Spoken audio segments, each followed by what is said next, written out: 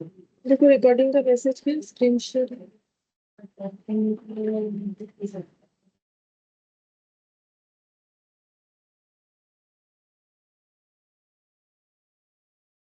Recording का message फिर screen share. हाँ मैम। तो देखो हम लोग को यहाँ पर बस दो ही क्वेश्चन बाकी है, एक इलास्ट्रेशन 11 और एक केस सिनेरियो बाकी है। ठीक है, तो पहले इलास्ट्रेशन 11 कर लेते हैं,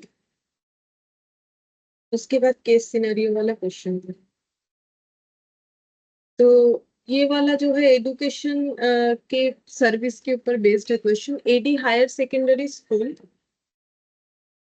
एडी हायर सेकेंडरी स्कूल मतलब AHSS, ठीक है, offers courses for 11th 12th standard in 3 streams, arts commerce and science. तो इस स्कूल में 11th 12th का 3 स्ट्रीम भी पढ़ाया जाता है, आर्ट्स भी कॉमर्स भी साइंस भी। AHSS runs higher secondary classes along with primary and secondary classes. तो ये लोग जो है हायर सेकेंडरी के साथ साथ प्राइमरी और सेकेंडरी क्लासेस, सेकेंडरी मतलब वही 10 तक, ठीक है, तो वही 1 से 10 तक प्राइमरी एंड सेकेंडरी ये क्लासेस भी चलता है। But for accounting purpose it treats higher secondary as a separate responsibility centre. But accounting purpose के लिए अगर देखा जाए तो हायर सेकेंडरी को ये लोग सेपरेट रेस्पॉन्सिबिलिटी सेंटर की तरह ट्रीट करते हैं। अब रेस्पॉन्सिबिलिटी सेंटर का मतलब क्या होता है, देखो जब हम लोग बेसिक पढ़ रहे थे तब ये वाला चीज पढ़ा था हम लोगों ने कि से जो हम लोग का कॉस्ट सेंटर है वो अलग अलग होता है। ठीक है, जैसे पर्सनल कॉस्ट सेंटर होता है, इन पर्सनल, जैसे पर्सनल में हम लोगों ने पढ़ा था कि अगर किसी काम के लिए हम लोगों ने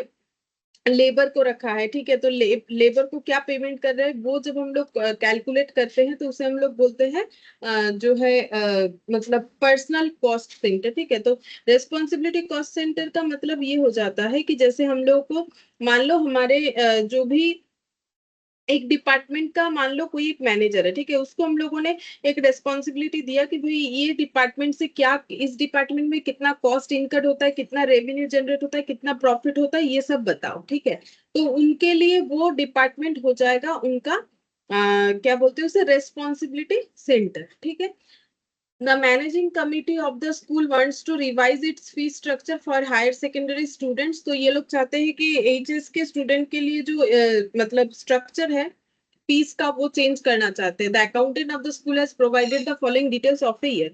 तो उस पर्पस के लिए ये लोग ये अकाउंटिंग कर रहे हैं और इनका डिटेल्स कुछ ऐसा है। टीचर्स का सैलरी 25 टीचर टोटल है, 35,000 पर मंथ करके 12 मंथ्स का इतना। प्रिंसिपल का सैलरी इतना है। लैब अटेंडेंट सैलरी 2 अटेंडेंट्स है, 15,000 पर मंथ 12 मंथ्स का इतना, मतलब 1 ईयर का डेटा देखो सब तीनों का तीनों। Salary to library staff, salary to peon, तो 4 पियोन 10,000 करके एक एक जन को मिलता है 12 महीने का। Salary to other staff, examination expenditure office and administration cost, annual day expenses, sports expenses. Other information में दिया है कि 11 12 में कितने बच्चे हैं, तो नंबर ऑफ स्टूडेंट्स दिया हुआ है इतना इतना इतना। ठीक है, प्राइमरी सेकेंडरी में इतना। लैब क्लासेस इन ईयर, तो एक साल में कितने सारे लैब का क्लास होता है, तो आर्ट्स कॉमर्स में तो कोई लैब का सिस्टम है नहीं, तो साइंस में होता है, प्राइमरी सेकेंडरी में होता है। Number of examination in a year, एक साल में कितने सारे एग्जाम होता है, तो सभी का बता दिया, आर्ट्स कॉमर्स साइंस, मतलब 11 12 और प्राइमरी सेकेंडरी। 11 12 में आर्ट्स कॉमर्स साइंस 3 सेक्शन है। Time spent at library by students per year students library में कितना टाइम स्पेंड करते हैं वो दिया है। आर्ट्स वाले 180, कॉमर्स वाले 120, साइंस वाले 240, प्राइमरी सेकेंडरी के student 60। Time spend by the principal for administration, administration purpose के लिए प्रिंसिपल का टाइम स्पेंड 11 12 का, और ये आर्ट्स कॉमर्स साइंस, और ये प्राइमरी सेकेंडरी का। टीचर्स फॉर 11 12 स्टैंडर्ड, तो टीचर्स जो है इतना इतना इतना टाइम जो है, तो इतने सारे टीचर्स है, ठीक है, सॉरी टाइम नहीं, इतने सारे नंबर ऑफ टीचर्स है। तो ये देखो टोटल 25 होना चाहिए, क्योंकि एकदम स्टार्टिंग में बोल रखा था ना कि टोटल 25 टीचर्स है। तो 4 + 6 10, 10 + 5 15, 15 + 10 25 हो जाएगा। एकदम स्टार्टिंग में बोला था, देखो इनके टोटल 25 टीचर्स है। कहा गया ये रहा, ठीक है।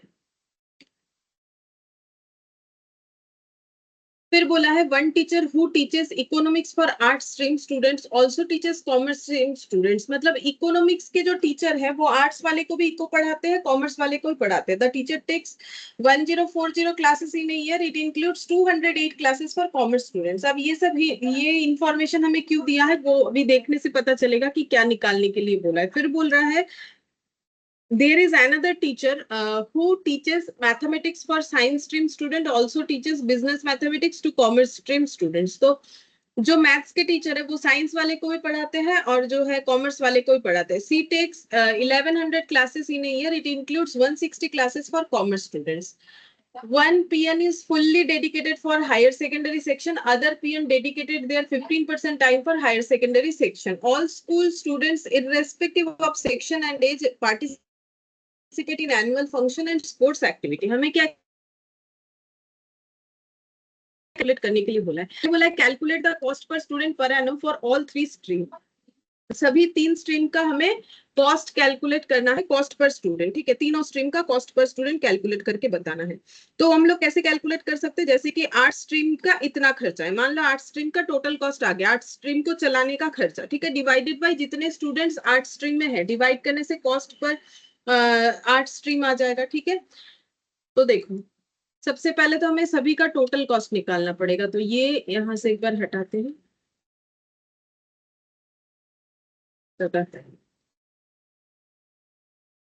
इलास्ट्रेशन 11. ठीक है, तो कॉस्ट निकालना पड़ेगा. कैलकुलेशन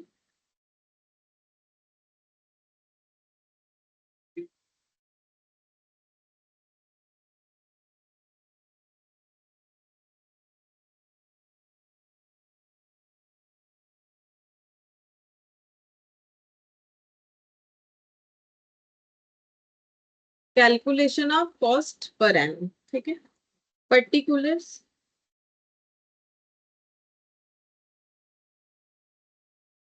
आर्ट्स कॉमर्स साइंस और टोटल. सर डिजिट्स ना बड़ा बड़ा होगा तो थोड़ा आगे करके लिख लेते, नहीं तो आर्ट्स कॉमर्स साइंस और टोटल. अच्छा, यहाँ पर हमें सारे खर्चे लिख के टोटल करने पड़ेंगे, तो उतना जगह छोड़ेंगे. तो देखो क्या क्या खर्चा है, तो हम लोग खर्चा एक एक करके यहाँ से देखते हुए लिखते जाते हैं. ठीक है, नाम, ताकि हमारा कोई प्रॉब्लम ना हो इसको मतलब मैनेज करने में, स्पेस मैनेज करने में. सबसे पहले टीचर्स सैलरी, तो हम हेडिंग लिख देते हैं, जो डेटा आएगा वो बाद में लिखेंगे. ठीक है, तो यहाँ पर हो जाएगा टीचर्स, हाँ टीचर्स सैलरी. इसका वर्किंग नोट बनेगा, क्यों बनेगा वो हम बता देंगे. ठीक है, इसका वर्किंग नोट बनेगा, अभी बता देते क्यों बनेगा. क्योंकि या ये तो टोटल दिया हुआ है, अब वर्किंग नोट क्यों बनेगा, क्योंकि 1,05,00,000 का जो सैलरी है उसमें आर्ट स्ट्रीम के लिए कितना है, कॉमर्स स्ट्रीम के लिए कितना है, साइंस स्ट्रीम के लिए कितना है, वो हमें निकालना पड़ेगा. हमें सिर्फ 11-12 का ही निकालना पड़ेगा. ठीक है, वो प्राइमरी सेकेंडरी का हमें निकालने का जरूरत नहीं है, क्योंकि हमें बोला है ऑल द 3 स्ट्रीम्स का हमें कॉस्ट निकालना है, कॉस्ट पर स्टूडेंट निकालना है. ठीक है, अच्छा इसके बाद ये हो जाएगा. अब ये अपोर्शन करना पड़ेगा कि आर्ट्स कॉमर्स साइंस में कितना जाएगा. फिर उसके बाद इकोनॉमिक्स और मैथ के ऐसे टीचर्स थे, हम लोगों ने अभी देखा कि ये दो सब्जेक्ट के जो टीचर है वो इकोनॉमिक्स कॉमर्स वाले को भी पढ़ा रहे हैं और आर्ट्स वाले को भी पढ़ा रहे हैं. ठीक है, तो वो खर्चा को हमें क्या करना है. देखो इको टीचर को जो भी सैलरी देता है, जितना आर्ट्स स्टूडेंट के लिए देते हैं वो आर्ट्स वाले सेक्शन में ऐड होगा, जितना कॉमर्स स्टूडेंट को देते हैं वो कॉमर्स वाले सेक्शन में ऐड होगा. ठीक है, तो वो हमें बाइफर्केट करना पड़ेगा. तो उसके लिए हम लोग को एक वर्किंग नोट बनाना पड़ेगा. तो यहाँ पर लिखेंगे रीअपोर्शन reapportionment of eco and math teachers salary. ये मेरा हो जाएगा वर्किंग नोट नंबर 2. नेक्स्ट खर्चा क्या आ जाएगा, लैब अटेंडेंस, अच्छा प्रिंसिपल सैलरी. अच्छा उसके बाद है principal salary.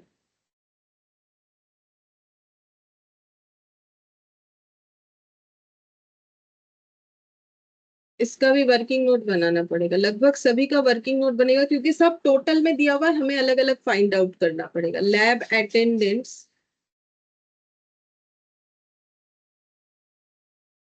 Salary, working note number 4. अच्छा, इसके बाद salary to library staff, salary to peon, salary to other staff. ठीक है, salary to library staff, salary to PN,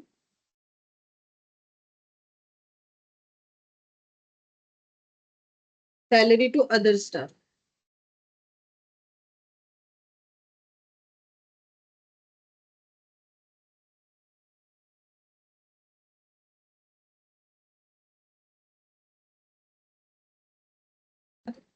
examination expenditure, office administration cost, examination expenditure,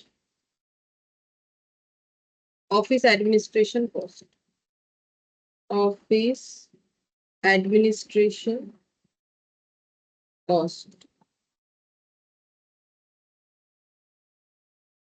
annual day expenses, sports expenses, annual day expenses, sports expenses.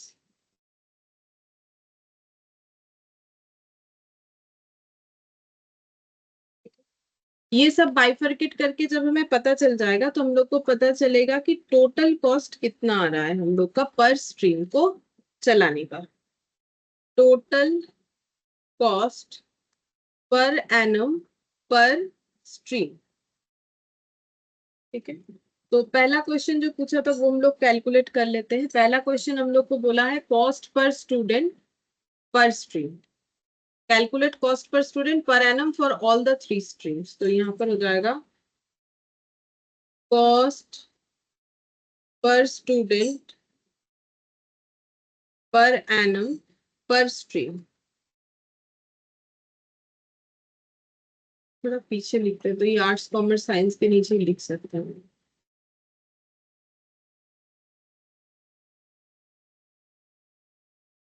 Calculation of cost per student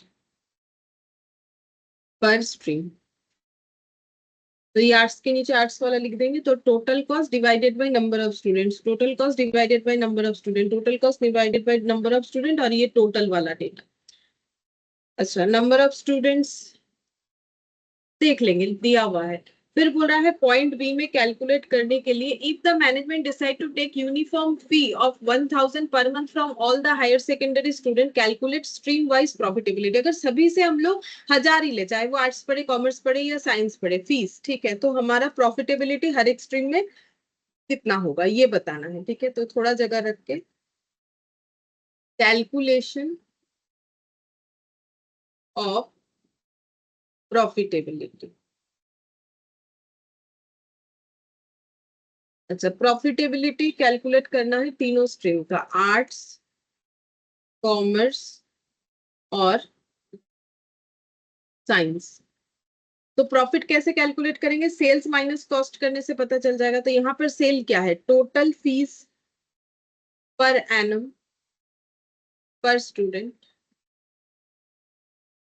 ये ठीक है। फिर less करना पड़ेगा cost per annum पर student, जो कि हम लोग .1 में फाइंड आउट करेंगे। ये आने के बाद, ये माइनस करने के बाद हमें प्रॉफिट या लॉस जो भी है वो पता चलेगा पर स्ट्रीम पर एनम। ठीक है, और थर्ड नंबर में क्या पूछा था? थर्ड नंबर में पूछा है if management decide to take 10% profit on cost compute fee to be charge from the students of all 3 streams respectively. तो कॉस्ट हमें 10% प्रॉफिट कॉस्ट पे लगाना है। तो कॉस्ट तो हम लोग को .1 में मिलेगा, तो इस पे हम लोग 10% प्रॉफिट लगाएंगे और फिर चेक करेंगे कि हमारा सेल वैल्यू फिर कितना हो रहा है। तो यहाँ पर लिखेंगे cost per stream per annum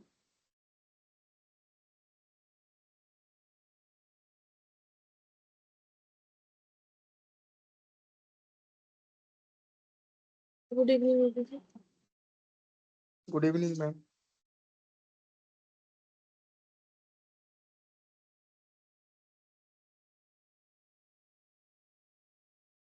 cost यहाँ पर लिख लेंगे जो 0.1 से मिलेगा, फिर प्रॉफिट ऐड कर देंगे।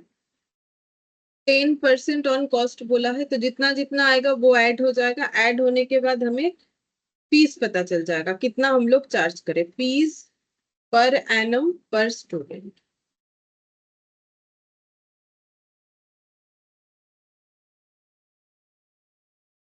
अच्छा, अब एक एक करके वर्किंग नोट ये बनेगा तो ऑटोमेटिकली बाकी नीचे का 3 बन जाएगा। अब ये जो टाइम लगेगा वर्किंग नोट को बनाने में ही लगेगा। अच्छा, तो पहले working note number 1, calculation of teachers salary.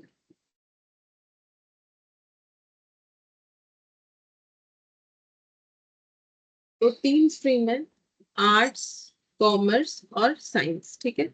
अच्छा, कहाँ पर कितने स्टूडेंट पढ़ाते हैं वो हमें इंफॉर्मेशन दिया हुआ होगा। ये देखिए, चार चार जो है 4 टीचर पढ़ाते हैं आर्ट्स में, 5 कॉमर्स में, ये साइंस है आई थिंक, हाँ। 4 5 6 नंबर ऑफ टीचर्स है, 4 5 और 6, ठीक है। अब एक एक टीचर को कितना करके दिया जाता है, फीस पर एनम निकालना है। तो सब टीचर को मिलता है, सभी को बराबर मिलता है, 35,000 पर मंथ करके मिलता है। तो 35,000 पर मंथ करके एक साल का कितना होगा, इंटू 4 टीचर का, ठीक है। 35,000 इंटू 12 और 35,000 इंटू 12, इस तरीके से कैलकुलेशन होगा। तो कितना आ जाएगा वो देखो।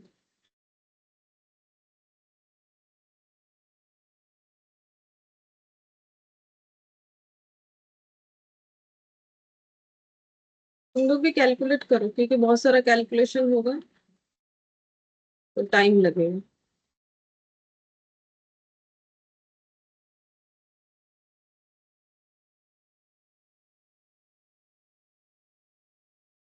$21 lakh, और ये वाला 25,20,000. 25,20,000, ठीक है। तो ये डेटा हम लोग पुट कर देते हैं टीचर्स का सैलरी 16,80,000, 21,00,000, 25,20,000। अब इसका टोटल भी करो, 16,80,000, 21,00,000 और 25,20,000। ऐसे करके करोगे तो जल्दी हो जाएगा। ये देखो 16 सभी लैख में है, सभी में है, बोलो कौन। 63 lakh. 63 63 लाख। फिर रीअपोर्शनमेंट दिखाना पड़ेगा। चलिए, वर्किंग नोट नंबर 2,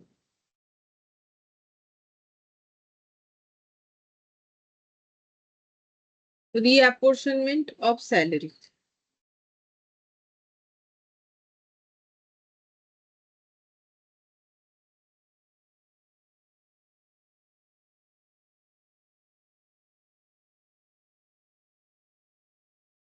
तो देखो, इको टीचर जो है यहाँ पर आते हैं, रीअपोर्शनमेंट यहाँ पर दिया है। एक टीचर है जो कि इकोनॉमिक्स पढ़ाते हैं, आर्ट्स वाले को भी और कॉमर्स वाले को भी। तो यहाँ पर लिखते हैं इको दोनों पढ़ते हैं, आर्ट्स के स्टूडेंट भी पढ़ते हैं, कॉमर्स के स्टूडेंट भी पढ़ते हैं, ठीक है। अच्छा, अब टोटल 1,040 क्लासेस लिया जाता है। इको का टोटल क्लासेस होता है पूरे साल में 1,040 पर एनम क्लासेस होता है एक साल में, ठीक है। It includes 200 classes for commerce student. तो कॉमर्स स्टूडेंट को अगर 208 क्लास दिया गया है, असाइन किया गया है, तो फिर आर्ट स्टूडेंट को कितने क्लासेस दिए गए होंगे, 1,040 माइनस 208, तो कितना हो जाएगा,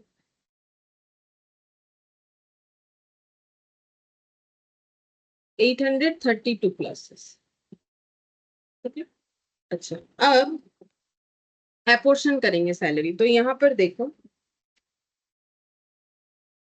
ईयरली सैलरी कितना है इको टीचर का। तो सभी टीचर को 35,000 पर मंथ करके दिया जाता है, चाहे वो कुछ भी पढ़ाए। तो इंटू 12, और एक ही टीचर है तो एक एक बार ही करेंगे, मतलब एक टीचर का सैलरी निकालने से ही इको के लिए कितना सैलरी चला जाता है पूरे साल वो पता चल जाएगा। तो ये हो गया मेरा 39,00,000 नहीं गलत हुआ ना, 39 लाख नहीं है, 12 4 लाख, 4,20,000, ठीक है ये होगा। लेकिन ये 4,20,000 का जो सैलरी है इसमें से ये खर्चा देखो, टीचर तो अपना 4,20,000 लेके जाएगा, वो अपना पढ़ाने का खर्चा लेके जा रहा है, लेकिन हम लोग को अगर कॉस्टिंग करना है तो फिर हमें आर्ट्स के लिए कितना और कॉमर्स के लिए कितना दिखाना पड़ेगा। तो आर्ट्स के लिए कितना हो जाएगा और कॉमर्स के लिए कितना हो जाएगा, तो आर्ट्स के लिए कितना हो जाएगा 4,20,000, ये 1,040 क्लासेस के लिए, क्योंकि मेरे पास अपोर्शन करने के लिए क्लासेस अवेलेबल है, तो टोटल 1,040 क्लासेस के लिए इतना अमाउंट देना पड़ता है। तो 832 क्लासेस के लिए कितना देना पड़ेगा, वही आर्ट्स का डेटा निकल के आ जाएगा। और 4,20,000 देना पड़ता है 1,040 क्लासेस के लिए, तो 208 क्लासेस के लिए कितना देना पड़ेगा, या फिर ये डेटा निकाल के इसमें माइनस भी कर सकते हैं। तो बता सकते हैं कितना आ रहा है। 3,36,000. तो 3,36,000 ये मेरा आ रहा है आर्ट सेक्शन में। तो 3,36,000 माइनस 4,20,000 करने से बाकी पता चल जाएगा, या फिर इस तरीके से कैलकुलेट करोगे तो भी पता चल जाएगा। तो 84,000 हो गया। तो इसका मतलब कि 3,36,000 जो है ये हमारे आर्ट सेक्शन का खर्चा है, और ये जो है 84,000 ये हम लोग का कॉमर्स सेक्शन का खर्चा है, ठीक है। अच्छा सेम तरीके से और एक भी कर लेंगे, फिर एक साथ वो दोनों कैलकुलेशन हमें दिखाना पड़ेगा। अब मुझे दिखाना है मैथ्स का, मैथ्स के टीचर के लिए भी ऐसा ही जो है कंडीशन एप्लीकेबल था, तो यहाँ पर लिखते हैं इधर, ये साइड में करते हैं। मैथ, मैथ का कितना सारा क्लास होता है ईयरली, 1,100 क्लासेस होता है, 1,100 क्लास पर एनम होता है। मैथ कौन कौन पढ़ता है, साइंस वाले पढ़ते हैं और कॉमर्स वाले, ऐसा क्वेश्चन में बोला हुआ है, ठीक है। तो किसके लिए कितना क्लास एप्लीकेबल है, बोल रहा है 160 क्लासेस फॉर कॉमर्स स्टूडेंट, तो कॉमर्स स्टूडेंट का 160 क्लासेस होता है। तो फिर मैं साइंस स्टूडेंट्स का कितना क्लासेस होता है, 1,100 माइनस 160, तो कितना आ जाएगा 940. 940 क्लासेस, ठीक है। अब सैलरी देखेंगे कि कितना है, तो सैलरी कितना आएगा, वही एक टीचर वही 35,000 करके, तो ईयरली सैलरी उतना ही आ जाएगा जितना इसके पहले आया था। मतलब इकोनॉमिक्स वाले केस में जितना आया था उतना ही आएगा 35,000, क्योंकि सैलरी सबका सेम है ना, उसमें तो कोई डिफरेंस है ही नहीं। इंटू 12 करने से 4,20,000। अच्छा तो आर्ट्स वाले में कितना जाएगा, कॉमर्स वाले में कितना जाएगा, तो 4,20,000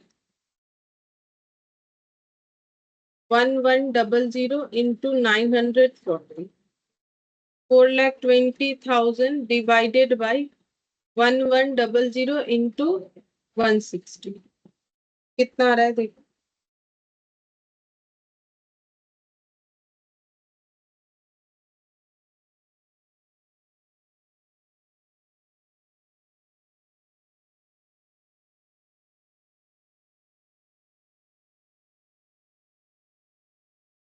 3,58,909.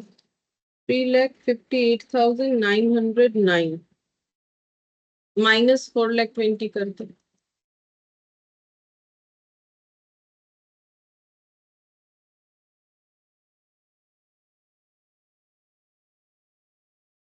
61,091, ठीक है। अच्छा अब ये कैलकुलेट करके हमारा फायदा क्या हुआ, देखो हम लोगों ने आर्ट्स सेक्शन में कितना जाना है वो निकाल लिया, कॉमर्स सेक्शन में कितना जाना है वो निकाला, और यहाँ पर भी साइंस और कॉमर्स सेक्शन में कितना जाना है वो निकाल लिया, ठीक है। तो इसका मतलब आर्ट्स सेक्शन का जो खर्चा दिखाया हम लोगों ने टीचर्स के सैलरी का, उसमें कितना इंक्लूडेड हो रखा होगा जो हमें एक्सक्लूड करना चाहिए। देखो 3,36,000 इंक्लूडेड है, उसको तो एक्सक्लूड करने का कोई मतलब नहीं है, लेकिन इको टीचर को दिया गया जो सैलरी, क्योंकि वो मेनली आर्ट स्टूडेंट को पढ़ाते हैं, ठीक है। ये देखो इनको 832 क्लास दिए, तो मेनली आर्ट स्टूडेंट को पढ़ाते हैं, तो इसका मतलब इकोनॉमिक्स टीचर का जो सैलरी है वो आर्ट्स में जाके इंक्लूडेड होगा, ठीक है। ये देखो ये for art stream but also teachers commerce stream, मतलब वो ऑप्शनल जैसा हो गया। ऑप्शनली मतलब मेनली उन्हें आर्ट स्ट्रीम के लिए लिया गया था। तो इसका मतलब जब हम लोग यहाँ पर मेन टीचर्स का सैलरी कैलकुलेट कर रहे थे तो इको टीचर का सैलरी आर्ट्स में इंक्लूड हो गया। अच्छा बात है, होना भी चाहिए, लेकिन वो कॉमर्स टीचर को, कॉमर्स स्टूडेंट को भी तो पढ़ाते हैं वो टीचर। तो हमें क्या करना है, कॉमर्स के इकोनॉमिक्स पढ़ाने के लिए जो खर्चा उनको हम लोग पे करते हैं, जो कि हम लोग निकाल चुके हैं 84,000, वो हमारा यहाँ से लेस हो जाना चाहिए। 84,000 हमारे यहाँ पर इंक्लूडेड नहीं होना चाहिए। बोलो ये बात समझ में आ गया?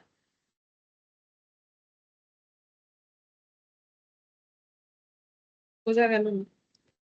देखो, आर्ट्स टीचर को जो भी पेमेंट देते हैं पूरे साल का, वो हम लोगों ने कैलकुलेट कर लिया। बट ऐसे एक आर्ट्स के टीचर है जो कॉमर्स वाले को भी पढ़ाते हैं। कौन सा सब्जेक्ट? इकोनॉमिक्स। ठीक है, तो कॉमर्स वाले को पढ़ाने के लिए उनको हम लोग कितना देते हैं? 84,000। तो कॉमर्स का खर्चा कॉमर्स स्ट्रीम में ऐड होना चाहिए, यहाँ पर इंक्लूडेड हो रखा होगा। क्यों हो रखा है? क्योंकि हम लोग जो टीचर इकोनॉमिक्स पढ़ाते हैं उसको आर्ट्स टीचर मान रहे, क्योंकि उनको आर्ट्स स्ट्रीम के लिए रखा गया था। तो फिर उनको दिया गया पूरा पेमेंट हम लोग यहाँ कंसिडर कर चुके हैं। ठीक है, जो कि हमें नहीं करना चाहिए। 84,000 एटलीस्ट नहीं करना चाहिए, क्योंकि 84,000 तो कॉमर्स स्ट्रीम के लिए एप्लीकेबल हुआ।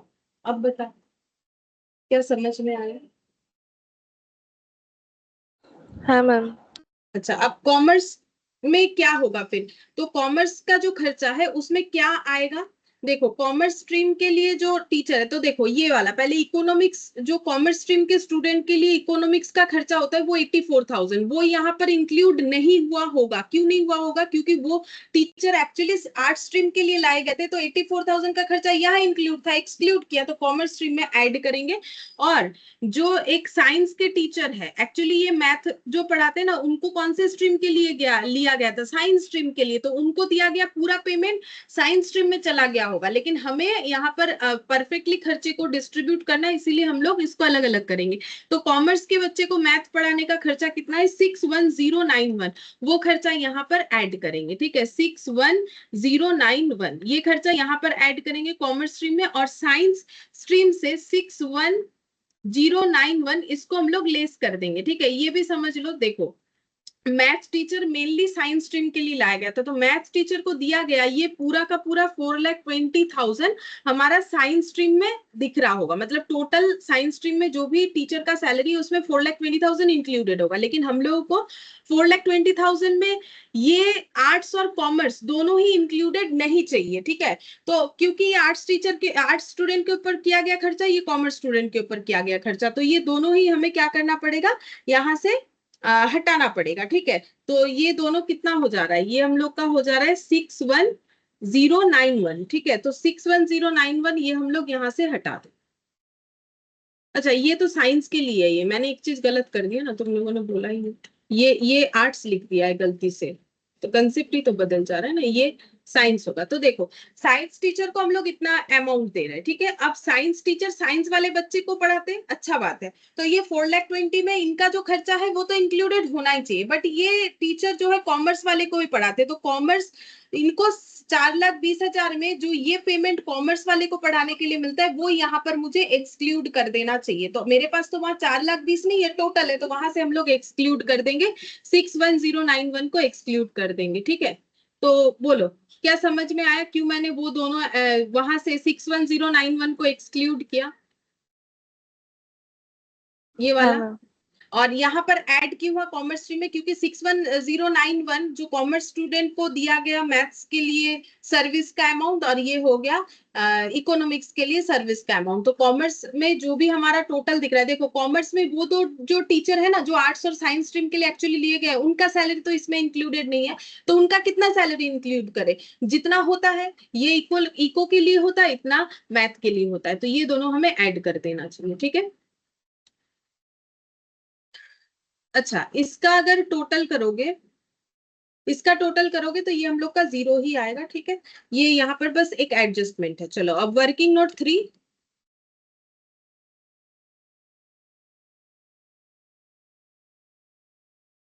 वर्किंग नोट 3 करते हैं, जिसमें हमें क्या कैलकुलेट करना है? प्रिंसिपल सैलरी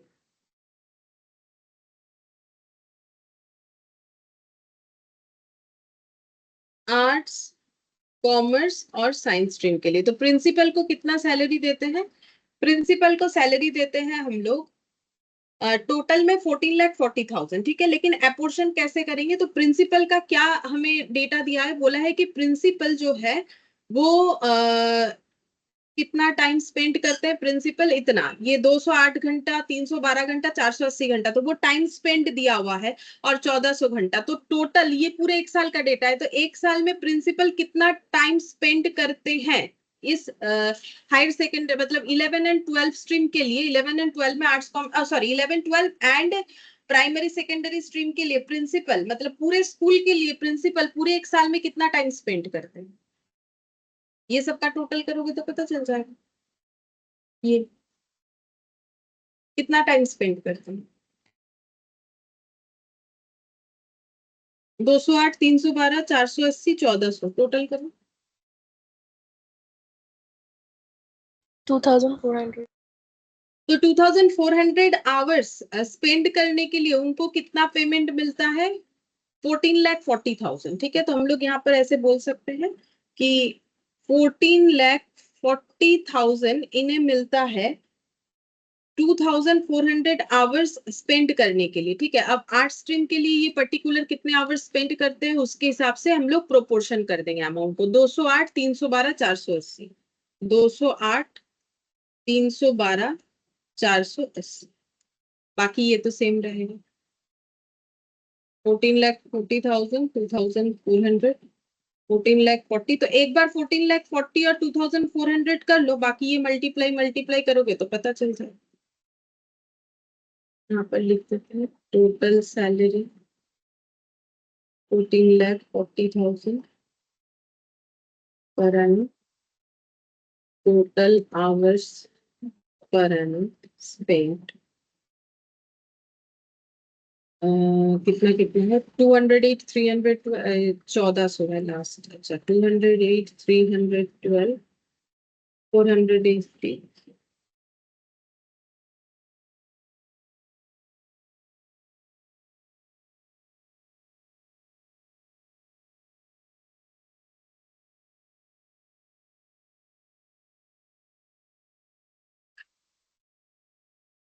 बोलो कितना आ रहा है, 1400 है, बोलो 1,24,800. 1,24,800, that was 1,87,200. 2,88,000, 2,88,000, ठीक है। तो ये लिख लेते हैं, देखो ये पॉइंट भी क्लियर है कि ऐसे क्यों डिस्ट्रीब्यूट किया, क्योंकि जैसा हमारे पास अवेलेबिलिटी है उस हिसाब से डिस्ट्रीब्यूट करना है। कोई डाउट हो तो मुझे बता सकते हैं। 2,88,000, तो टोटल कितना हो जाएगा, 1.1248, 1872 ऐड करो तो कितना होगा,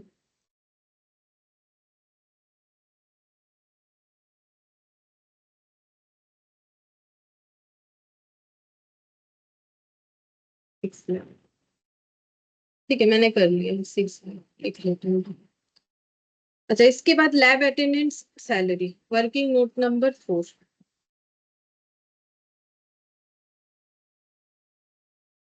calculation of lab attendants salary, arts, commerce, science. अच्छा, लैब अटेंडेंस जो है इन, देखो लैब लैब का अटेंडेंस में हम लोगों ने देखा था कि आर्ट्स और कॉमर्स में कोई लैब अटेंडेंस नहीं है, सिर्फ साइंस वाला है, ठीक है। और प्राइमरी सेकेंडरी तो हमें कंसीडर करना है नहीं, मतलब निकालने का जरूरत नहीं, क्योंकि हमें सिर्फ 11 12 का डेटा चाहिए। तो देखो लैब अटेंडेंट्स को हम लोग सैलरी पूरे साल में कितना देते हैं, 3,60,000, वो दो स्ट्रीम के लिए, एक साइंस स्ट्रीम के लिए देते हैं, एक प्राइमरी सेकेंडरी के लिए देते हैं। तो इसका मतलब 3,36,000 जो देते हैं वो कितने क्लासेस के लिए देते हैं, इतने क्लासेस, ये दोनों मिला के जो होता है उतना, क्योंकि उन्हें तो सैलरी सारी चीजों को मेंटेन करने के लिए मिलता है, तो इतने क्लासेस को अटेंड करने के लिए उनको दिया जाता है। तो 144 plus 156 number of classes per annum कितना हो जाएगा, 300. सैलरी पर एनम लिख लेते हैं 3,60,000, और number of classes per annum. 144 plus 156 300. ठीक है, तो 3,60,000 डिवाइडेड बाई 300 इंटू, ओ गलती से आर्ट्स में लिख दिया, देखो आर्ट्स का तो होगा ही नहीं कुछ, ये इधर लिखना था मुझे। 3,60,000 divided by 300 into 144, 3,60,000 divided by 300 into 156 कितना हो रहा है? 1200 और 144,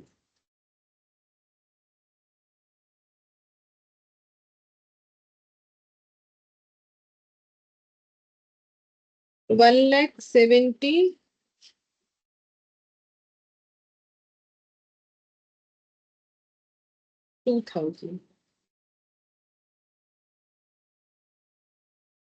72,800। अच्छा, फिर से एक छोटा सा गलती करती हूँ। 1,70,800 होगा, ये वाला निकालने का तो जरूरत नहीं था, ये गलती से निकाल लिया मैंने। ये देखो, ये जो है ना, ये 156 प्राइमरी सेकेंडरी का तो मुझे चाहिए ही नहीं, तो इसको क्या करें, इसको छोड़ो। और ये वैसे भी शायद लिखना मेरा गलत हो गया, ये साइंस स्ट्रीम के लिए होगा, तो इसको साइंस कर देते या कॉमर्स को ऐसे खाली रख देते, आर्ट्स कॉमर्स साइंस, कॉमर्स में नहीं है ये 1,72,800।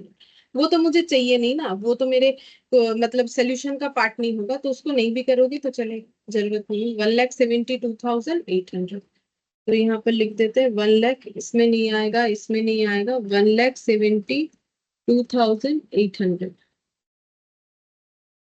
1,72,800। अच्छा, फिर सैलरी टू लाइब्रेरी स्टाफ,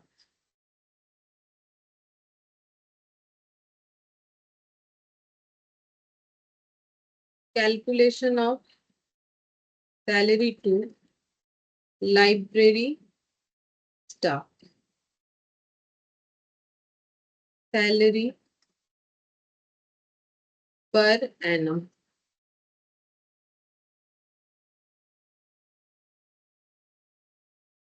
$1,44,000। अच्छा, अब ये किस तरीके से अपना खर्चा को अपोर्शन करेंगे देखते हैं। ये लाइब्रेरी स्टाफ के बारे में हमें क्या बोल रखा है, number of examination, time spent at library by student per year, तो स्टूडेंट जितना जितना घंटा, तो ये लाइब्रेरी के लिए स्टूडेंट का टाइम स्पेंड दिया हुआ है, तो उसके हिसाब से हम लोग खर्चे को अपोर्शन कर देंगे, जो हमें इंफॉर्मेशन मिलेगा हमें उस हिसाब से करना पड़ेगा, ठीक है। तो यहाँ पर 1,44,000 ये हो गया मेरा टोटल, ठीक है।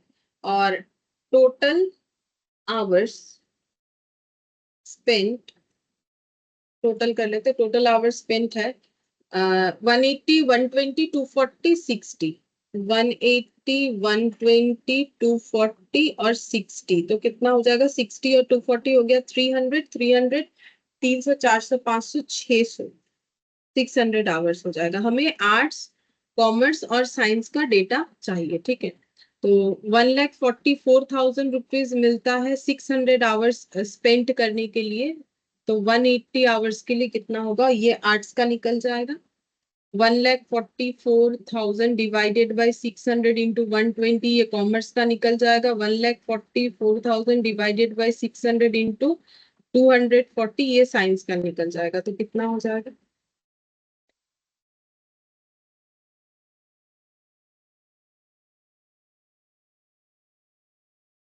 240 इंटू 180, 43,200, 240 इंटू 120,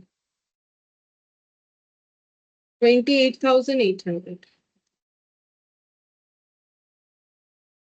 240 इंटू 240, 57,600।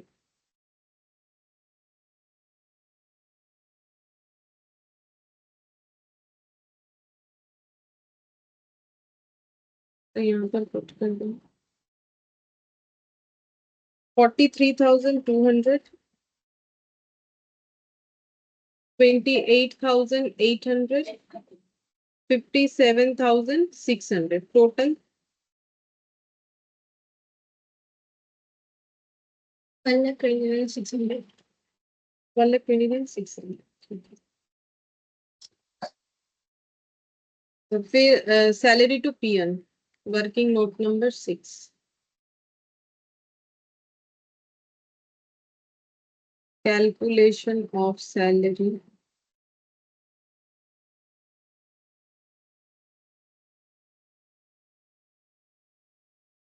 अच्छा, तो salary per annum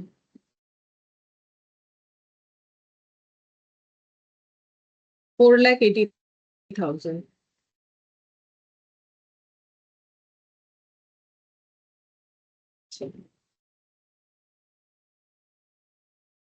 arts, commerce और साइंस. तो 1,20,000 कहाँ चला गया, 4,80,000 दिया हुआ है. अच्छा, अब यहाँ पर बताया है पियोन के बारे में एक एडिशनल इंफॉर्मेशन था. 2 और 3 हम लोग कर चुके. 1 peon is fully dedicated for higher secondary section. Other peons dedicated their 15% time for higher secondary section. तो मुझे हायर सेकेंडरी का डेटा निकाल. एक पियन का सैलरी हायर सेकेंडरी के लिए जाएगा और दूसरे पियन का 15% सैलरी हायर सेकेंडरी के लिए जाएगा. तो सैलरी जो है वो तो इतना है, लेकिन कितना हमारा आर्ट्स कॉमर्स साइंस में डिस्ट्रीब्यूट होगा. तो यहाँ पर हो जाएगा peon dedicated for HS higher secondary. एक पियन जिसे 10,000 रुपए, दोनों को ही 10,000 रुपए पर मंथ मिलता है इंटू 12 मंथ. देख लेते हैं 10,000 रुपए पर मंथ ही था कि नहीं.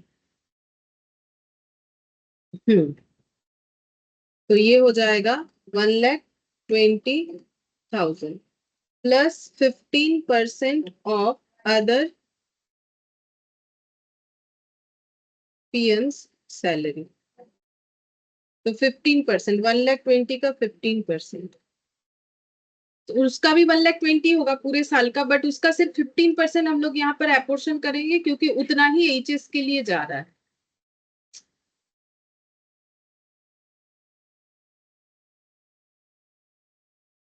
$18,000.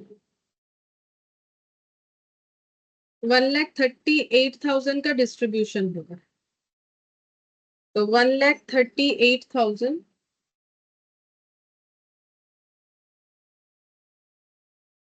नहीं, एक मिनट, कितने पियन थे? अदर पियन भी एक ही था क्या? नहीं, 4 पियन थे. तो यहाँ पर कितना हो जाएगा? 15% जो होगा वो कितने का होगा? 10,000 पर मंथ करके 12 महीने का. अदर पियंस 3 है, इसका 15% जाएगा. तो मेरा गलत हो गया है, तो ये बताओगे कितना आ रहा है? ये 18,000 फिर नहीं आएगा ना, कुछ और आएगा. क्योंकि अदर पियंस मैंने एक कर दिया गलती से, वो 3 होगा ना. टोटल 4 पियंस है, एक का तो पूरा पूरा डेडिकेटेड है और बाकियों का 15%. 54,000. 54,000. तो टोटल करके कितना आ रहा है? 174,000. ठीक है, अब अपोर्शन करेंगे 174 और यहाँ पर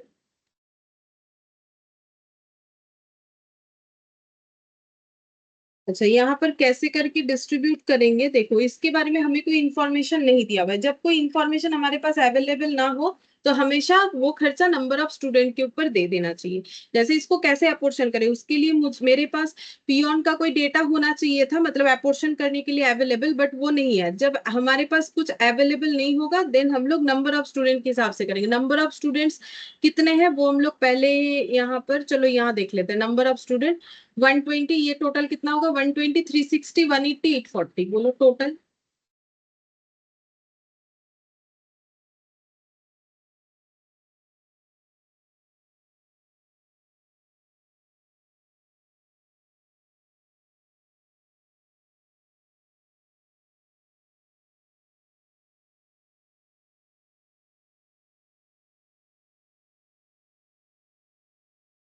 वन 360, 180, 840. 1,500. 1,500. बट क्या हमें ये पूरा लेना पड़ेगा वो सोचो, क्योंकि हमें यहाँ पर निकालना है आर्ट्स कॉमर्स साइंस सेक्शन में अपोर्शन किए गए सैलरी पियोन का. तो फिर आर्ट्स कॉमर्स और साइंस सेक्शन में टोटल कितना है वो निकालना पड़ेगा। क्यों क्यों देखो वो हम बताते हैं। प्रीवियस में हम लोगों ने ऐसा नहीं किया पूरा लिया, क्योंकि वहां पर पूरे साल का सैलरी डिस्ट्रीब्यूट हो रहा था। बट यहाँ पर हम लोगों ने ये जो 1,74,000 लगाया ना, ये सिर्फ और सिर्फ जो है एचएस सेक्शन में पियोन का किया गया, पियोन के ऊपर किया गया खर्चा निकल के आया है, सिर्फ और सिर्फ एचएस सेक्शन में। क्यों? क्योंकि एचएस सेक्शन में पियोन का खर्चा कितना है वो जिस तरीके से बता दिया था ना, कि एक पियोन एचएस सेक्शन के लिए ही रखा गया है, बाकी 3 पियोन का 15% सैलरी एचएस सेक्शन के लिए जाता है। तो अगर ये सिर्फ एचएस सेक्शन का सैलरी निकल के आया है तो सिर्फ हमें एचएस सेक्शन के डेटा से ही डिवाइड और मल्टीप्लाई करना चाहिए। बाकी केसेस में ऐसा क्यों नहीं हुआ? क्योंकि बाकी केसेस में हम लोगों ने चारों ही लिया, एचएस का 3 स्ट्रीम और वो हायर क्या बोलते हैं उसे, प्राइमरी सेक्शन वाला भी क्यों लिया? क्योंकि हम लोग जब सैलरी ले रहे थे तो वो पूरा सैलरी ले रहे थे। हम लोग यहाँ पर सैलरी सिर्फ 11-12 स्ट्रीम का नहीं निकाल पा रहे थे, ठीक है, लेकिन यहाँ पर निकाला। तो फिर यहाँ पर मेरा नंबर ऑफ जो स्टूडेंट है, यहाँ पर मुझे कौन सा बेसिस यूज करना पड़ रहा है? नंबर ऑफ स्टूडेंट, क्योंकि मेरे पास दूसरा कोई अवेलेबिलिटी नहीं है। तो नंबर ऑफ स्टूडेंट मुझे क्या लेना पड़ेगा? आर्ट्स कॉमर्स और साइंस का ही लेना पड़ेगा। 120, 360, 180। अब बता दो कितना हो रहा है? 660. 660। तो ये समझ में आ गया क्यों यहाँ पर ऐसे होगा? हाँ मैम. ठीक है, तो 660 इंटू 120 देखते जाओ कितना आएगा।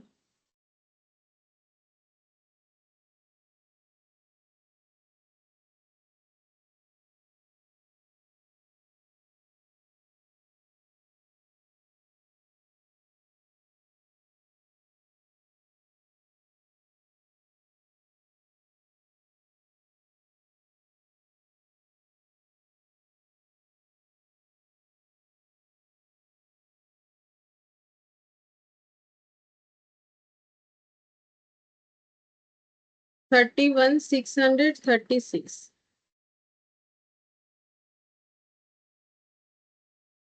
94,909।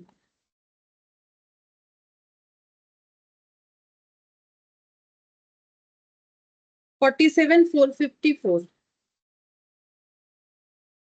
अच्छा, ये सबका एक बार टोटल करें।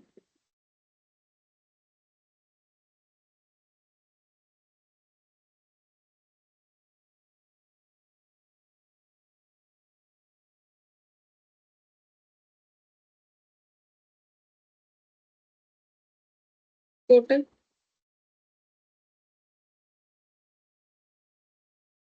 1,73,999.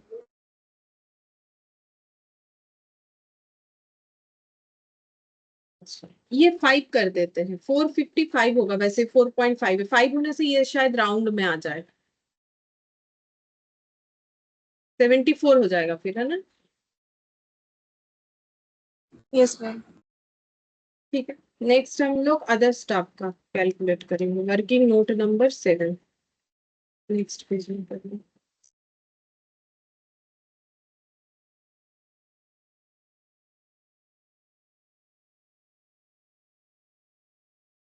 Calculation of salary to other staff. Arts commerce science का निकालना है। यहाँ पर लिखेंगे salary per annum. Salary per annum कितना है? सैलरी पर एनम है 4,80,000। ठीक है, इसमें कुछ नहीं बोला है कितने लोग हैं क्या है, और हमें इसके बारे में कोई इंफॉर्मेशन अलग से दिया भी नहीं था। जैसे पॉइंट नंबर 1 का इंफॉर्मेशन यूज कर चुके, सॉरी 2 का, 3 का, 4 का, और नीचे सिर्फ ये दिया हुआ है कि सब कोई एनुअल फंक्शन और स्पोर्ट्स एक्टिविटी में जो है पार्टिसिपेट करते हैं, चाहे वो किसी भी क्लास से क्यों ना हो, किसी भी स्ट्रीम से क्यों ना हो। अब ये जो अदर स्टाफ को दिया गया खर्चा है, इसको अगर मुझे आर्ट्स कॉमर्स साइंस में अपोर्शन करना है तो मुझे उसके लिए कोई बेसिस चाहिए। तो देखो, अदर स्टाफ के लिए स्पेसिफिकली कोई बेसिस नहीं है। जैसे लैब के लिए लैब वाला था, एग्जामिनेशन वाला अभी तक यूज नहीं किया, टाइम स्पेंड लाइब्रेरी का था, ठीक है, प्रिंसिपल का था, नंबर ऑफ टीचर्स का भी है। लेकिन हमारे पास जो है कोई ऐसा पर्टिकुलर अवेलेबिलिटी नहीं है जिससे हम लोग ये कैलकुलेट करें। तो मैंने अभी भी बोला अगर हम लोग नहीं कर सकते हैं तो हमें क्या लेना पड़ेगा, नंबर ऑफ स्टूडेंट्स लेना पड़ेगा। तो अब यहाँ पर नंबर ऑफ स्टूडेंट्स कितना लेना पड़ेगा, क्या वो 660 होगा या फिर उसमें ये वाला भी एड ऑन हो जाना चाहिए? बोलो, क्या ये सैलरी मुझे सिर्फ 11th-12th के स्ट्रीम का पता चल गया या फिर ये पूरे स्कूल का जो अदर स्टाफ का सैलरी है वो पता चला? तब तो मेरा 840 भी आना चाहिए ना। अगर मेरा बात समझ में आया तो देखो, मैंने तब भी पूछा था कि ये मेरा चीज समझ में आया कि नहीं, जो मैंने वहां पर 660 लिया बट यहाँ पर नहीं लिया।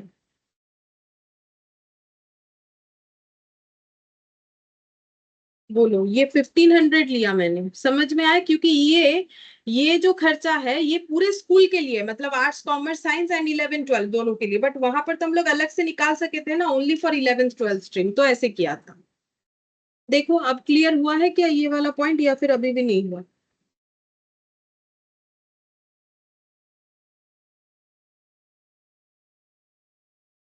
नहीं समझ में आया, कोई आंसर नहीं है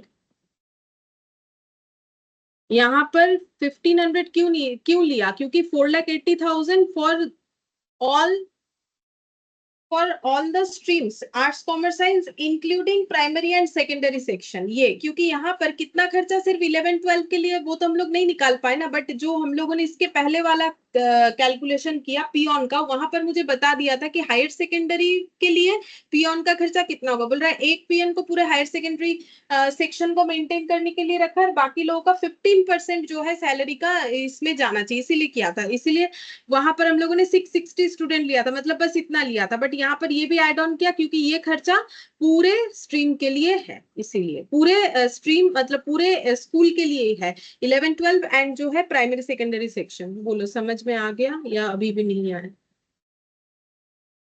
हाँ मैम। अच्छा, अब इसका कैलकुलेशन करके देख लो कितना आ रहा है। 1500 होगा, ठीक है, इंटू 120 इंटू 360 इंटू 8, सॉरी 108, तो 4,80,000 divided by 1500, 320 into 120, 38,400 divided by 120 into 360, 1,15,200 और divided by divided by 360,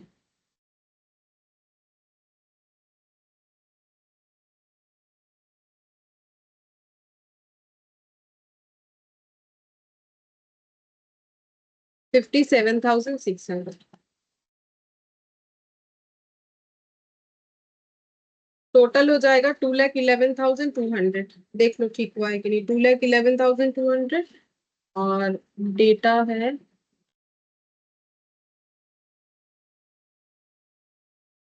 2,11,200 और यहाँ पर है 38,400, 1,15,200 और 57,600। अच्छा, एग्जाम एक्सपेंसेस, ठीक है, working note number 8।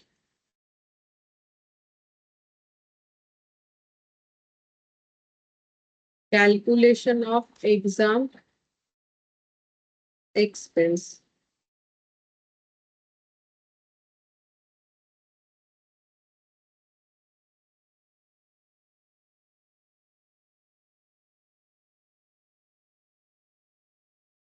Exam expenses 10,80,000। Exam expense total है 10,80,000 पर एनम, ठीक है। अच्छा, अब आर्ट्स कॉमर्स साइंस सेक्शन का हमें इस खर्चे को अपोर्शन करना पड़ेगा। आर्ट्स कॉमर्स और साइंस इस तरीके से दिया हुआ है, तो एग्जाम का हमें यहाँ पर एक अपोर्शन करने का दिया हुआ है। जैसे बोला है कि एग्जाम कितना सारा कंडक्ट होता है, बोल रहे number of exam in a year, एक साल में दो एग्जाम, हर एक स्ट्रीम में 11-12 से लेके प्राइमरी सेकेंडरी तक सभी का दो दो एग्जाम, 2 साल में दो एग्जाम कंडक्ट होता है, ठीक है।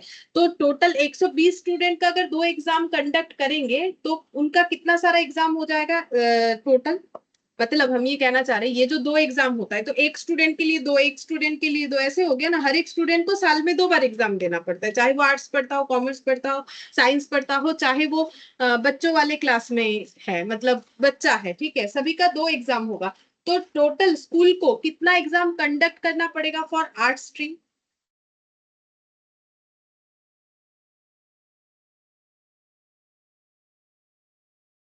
আমার ক্লাসে যদি দুটো বাচ্চা থাকে, আমি যদি পুরো বছরে দুটো এক্সাম নিই, তাহলে দুটো বাচ্চার জন্য আমার টোটাল কটা এক্সাম হবে? মানে এক্সাম নেবার যে খরচাটা সেটা আমি কিভাবে ক্যালকুলেট করি, कैसे निकालूं? 240. हाँ तो 240, 120 इंटू 2 वैसे करके निकालना पड़ेगा, ठीक है। तो 120 इंटू 2, 360 इंटू 2, 180 इंटू 2, ठीक है। तो यहाँ पर हो जाएगा total number of exam conduct per annum. ये आर्ट स्ट्रीम का हो गया, ये कॉमर्स स्ट्रीम का हो गया 360 इंटू 2, और साइंस स्ट्रीम का 180 इंटू 2 और 840, 180 इंटू 2 और 840 इंटू 2। अब ये 840 भी क्यों कंसिडर करेंगे, क्योंकि ये खर्चा पूरे 9 मतलब बच्चों का क्लास से लेके बड़ों तक का सबके लिए ये खर्चा एप्लीकेबल है, सब ये मिला के है ये खर्चा, ठीक है। तो ये हो गया 240, 36 इंटू 2 72 होता है, 720, ये हो गया 360, और ये हो जाएगा 1680। तो देख लो टोटल करके कितना आता है। तो 240 और 360, 600, 600 और 720, 1320 प्लस 1680, 3000 होता है, ठीक है। तो ये हो गया 3000। अब यहाँ पर निकालेंगे तो टोटल खर्चा है 10,80,000, खर्चा होता है 3000 नंबर ऑफ एग्जाम कंडक्ट करने के लिए। आर्ट स्ट्रीम में टोटल 240 एग्जाम कंडक्ट करना पड़ता है। 10,80,000 divided by 3000 into 720, 10,80,000 divided by 3000 into 360। तो देख लो कितना,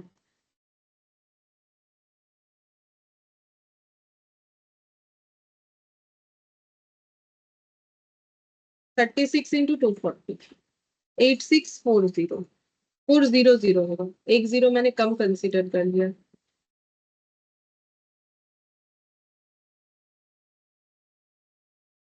360, ठीक है, 36 नहीं होगा, 360, 360 इंटू 360 ये कितना होता है? 360 का स्क्वायर 1,29,600, 1,29,600 प्लस 259,200 प्लस 86,400, 4,75,200, 4,75,200, 4,75,200 individually 86,400, 2,59,200, 1,29,600।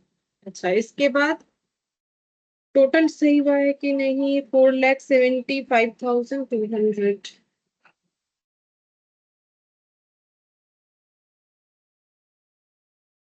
अच्छा, office and administration expenses, working note number 9, calculation of office and administration expenses arts, commerce और साइंस स्ट्रीम के लिए। तो ऑफिस एंड एडमिनिस्ट्रेशन का देखते हैं कितना खर्चा बोल रखा है।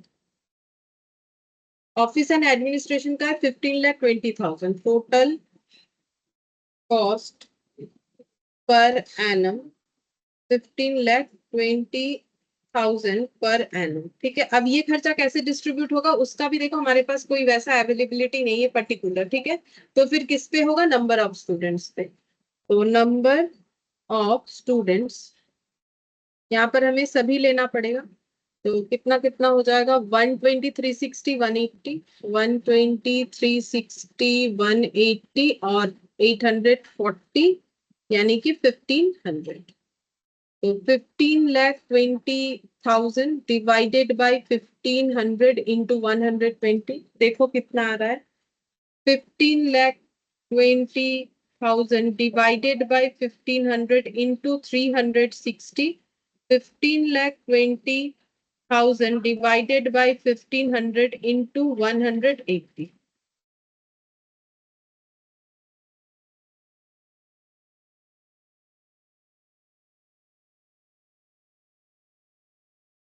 into 120, 1,21,600 divided by 120 into 360, 3,64,800 divided by 360 into 180, 1,82,400 plus 3,64,800 plus 121,800, 600। अच्छा, तो ये टोटल हो रहा है 6,68,800,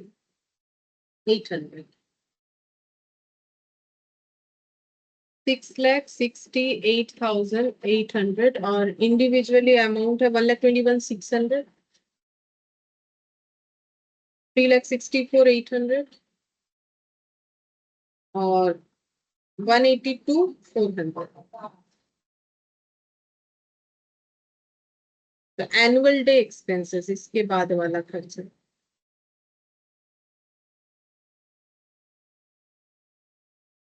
working note number 10,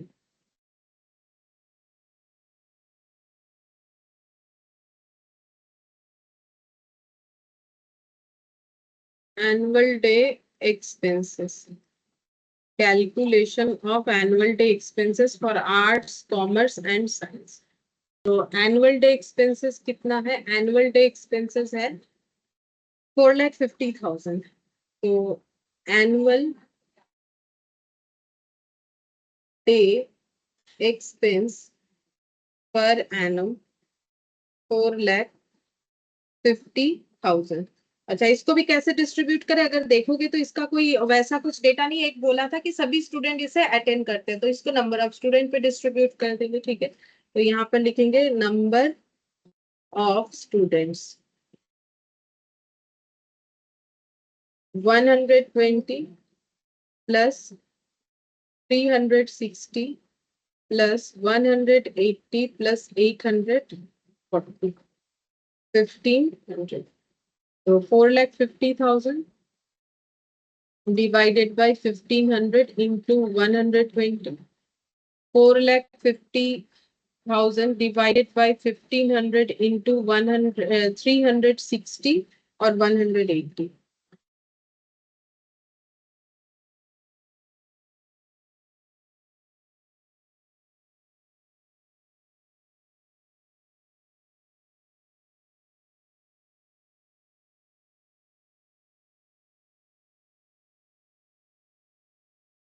three hundred into 12 मतलब 336 और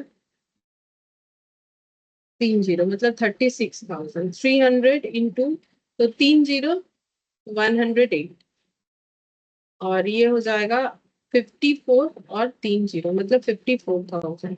तो 54,000 प्लस 36,000 प्लस 1,08,000, तो 1,98,000। ठीक है, 1,98,000 और इधर आ जाएगा हम लोगों को 36,000, 1,08,000 और 54,000। और लास्ट कैलकुलेशन है हम लोग का sports expenses, working note number 11, sports expenses.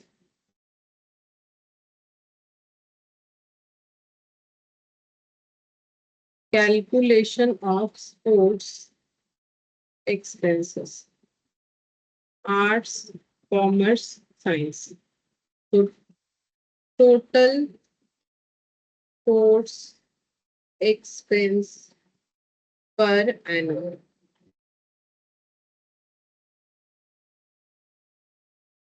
1,20,000. इसको भी कैसे डिस्ट्रीब्यूट करेंगे? टोटल नंबर ऑफ स्टूडेंट, क्योंकि बोला था सभी कोई पार्टिसिपेट करते हैं, तो ये खर्चा सभी के लिए हो जाएगा। 120, 360, 180 और 840, तो 1500। अब देखो कितना आएगा। 1,20,000 divided by 1500 into 120, 1,20,000 divided by 1500 into 360, 1,20,000 divided by 1500 into 840। तो देखो कितना आ रहा है।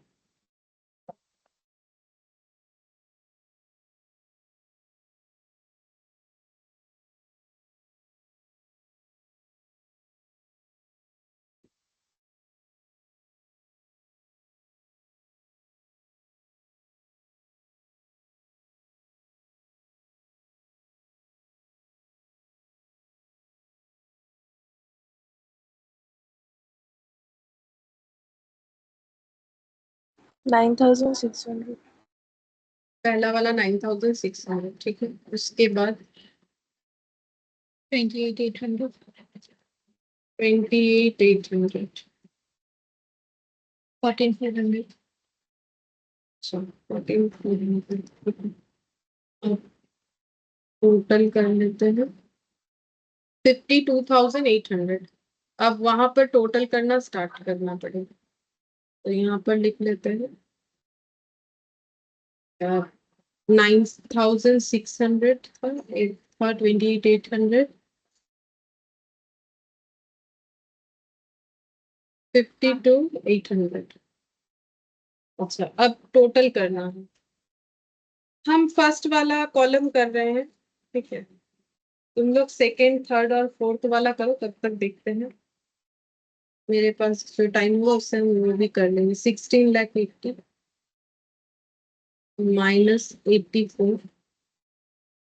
Plus 1,24,800 plus 43,200 plus 31,636 plus 38,400 plus 86,400।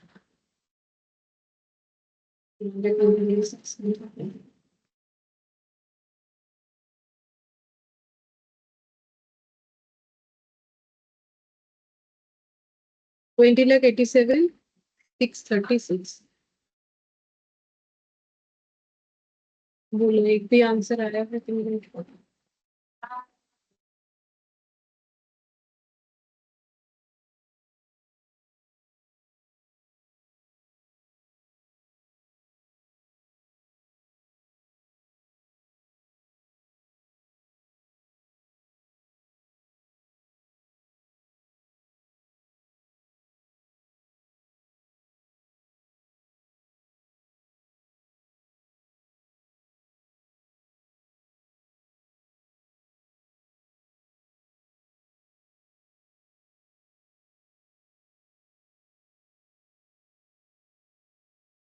And third one, third वाला बोलो।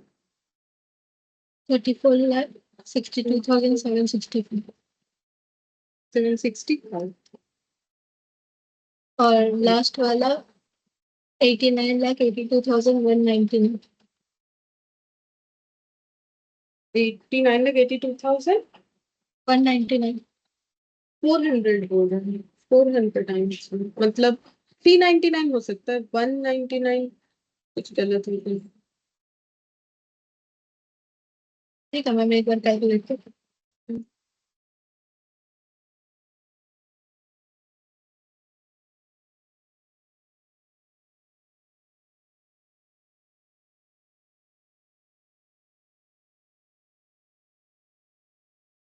बीच वाला भी मेरा पहले कर लिया।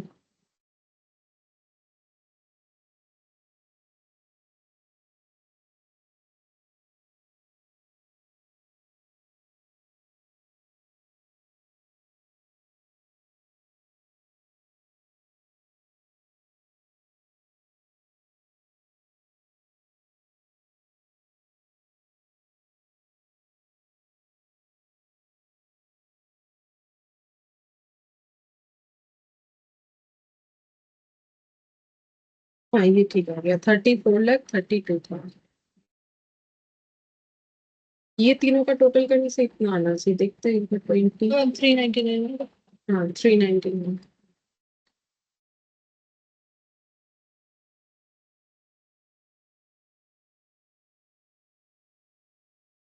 अब कॉस्ट पर स्टूडेंट निकालेंगे। 20,87,636। आर्ट्स में 34,32,000। 34,62,765। टोटल नहीं भी निकालेंगे तो अच्छा निकाल लेते हैं। 89,82,399, जब इतना किया तो निकाल लेते हैं। अच्छा नंबर ऑफ स्टूडेंट यहाँ 120 स्टूडेंट है, ये 360 है, ठीक है, इतना बार लिखा तो याद हो गया। ये 180 है और ये टोटल में 60 आएगा, ठीक है, तीनों स्ट्रीम का। तो डिवाइड करने से हमें कॉस्ट पर स्ट्रीम पता चल जाएगा। तो डिवाइड करते हैं, हम पहला वाला कर रहे हैं, तुम लोग दूसरा करो। 87,636 divided by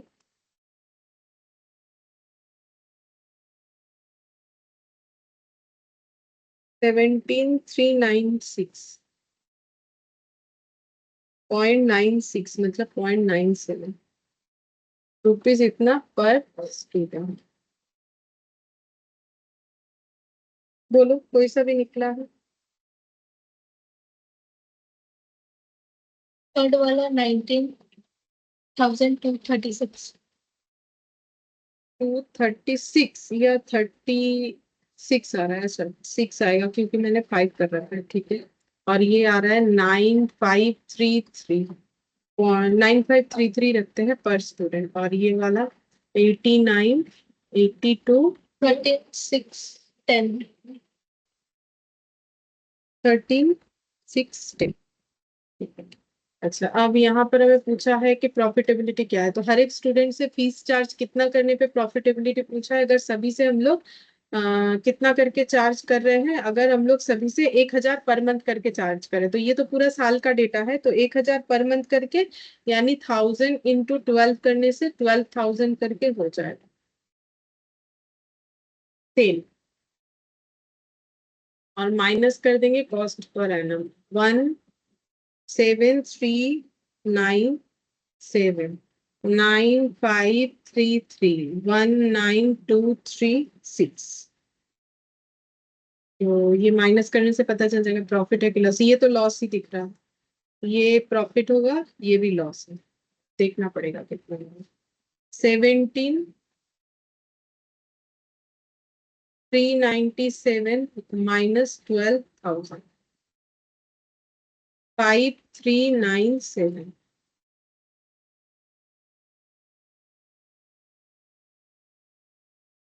2,467। 7,236। 7,236।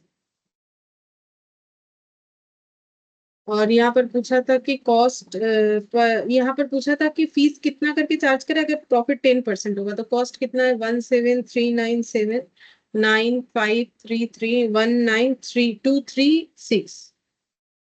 236 तो 10% प्रॉफिट ऑन कॉस्ट। तो इस पे 10% यानी 1,739.7, तो 1,740। इस पे 10% मतलब 953। इस पे 10% मतलब 1,923.6 मतलब 1,924। अब टोटल करने पे कितना आ जाएगा 7,19137। और ये 1,086, 1,0486। और ये वाला हो जाएगा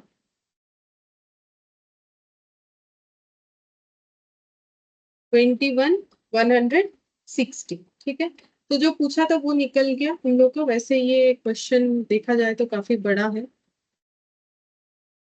ठीक है, तो ये हो गया। और अभी हमें करना है बस एक केस सिनारियो वाला क्वेश्चन।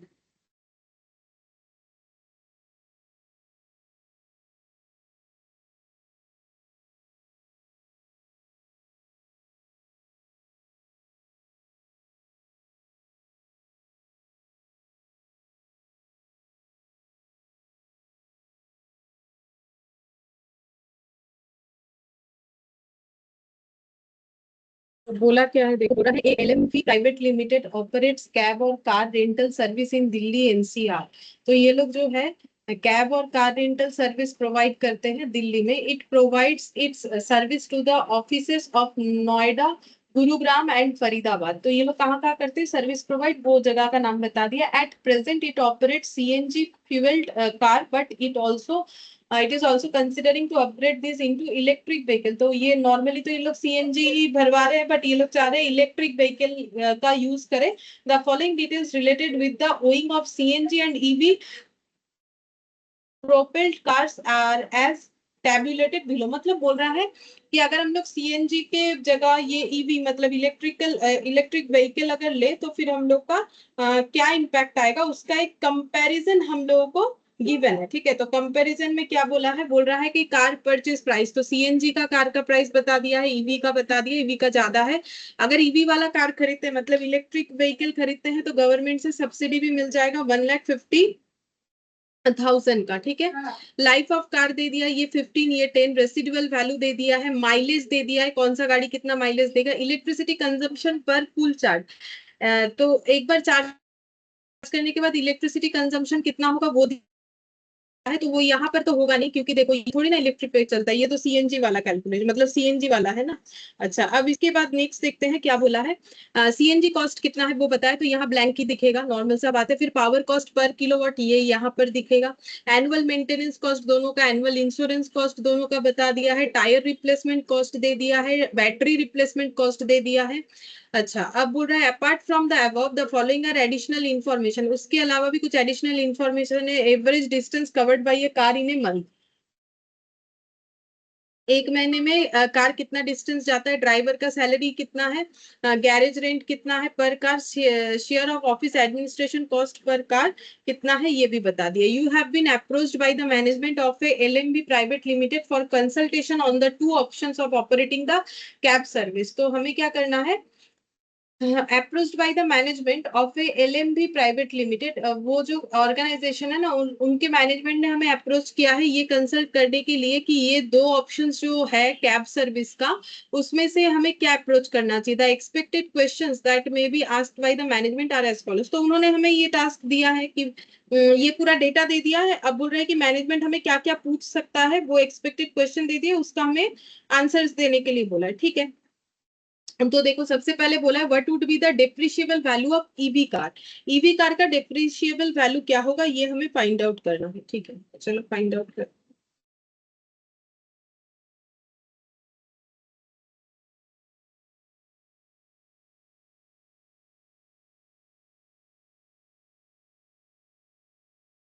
Calculation of depreciation. ठीक है, तुम लोग ना इधर भी जगह छोड़ दो, क्या पता बाद में सीएनजी का भी हमें जरूरत हो जाए, तो हम लोग यहीं पर ये कॉलम जो बना हुआ है यहीं पर कर लेंगे। ईवी कार का हम लोग डेप्रिशिएशन निकालेंगे, तो डेप्रिशिएशन कैसे निकालते हैं, जो मेथड होगा जैसे डब्ल्यूडीवी एसएलएम। तो यहाँ पर जो डेटा है वो देख के लग रहा है कि एसएलएम होना चाहिए, क्योंकि रेसिडुअल वैल्यू दे दिया है, कॉस्ट दे दिया है, लाइफ दे दिया है। ठीक है, तो डेप्रिशिएशन कैसे निकालेंगे, तो यहाँ पर डेप्रिशिएशन हो जाएगा cost minus scrap divided by estimated useful life. ठीक है, तो यहाँ पर ईवी कार के जगह ईवी कार का कॉस्ट लिख देंगे, तो इसका कॉस्ट कितना हो जाएगा, वैसे तो 15,20,000 है बट सब्सिडी मिलेगा तो कॉस्ट कम हो जाएगा।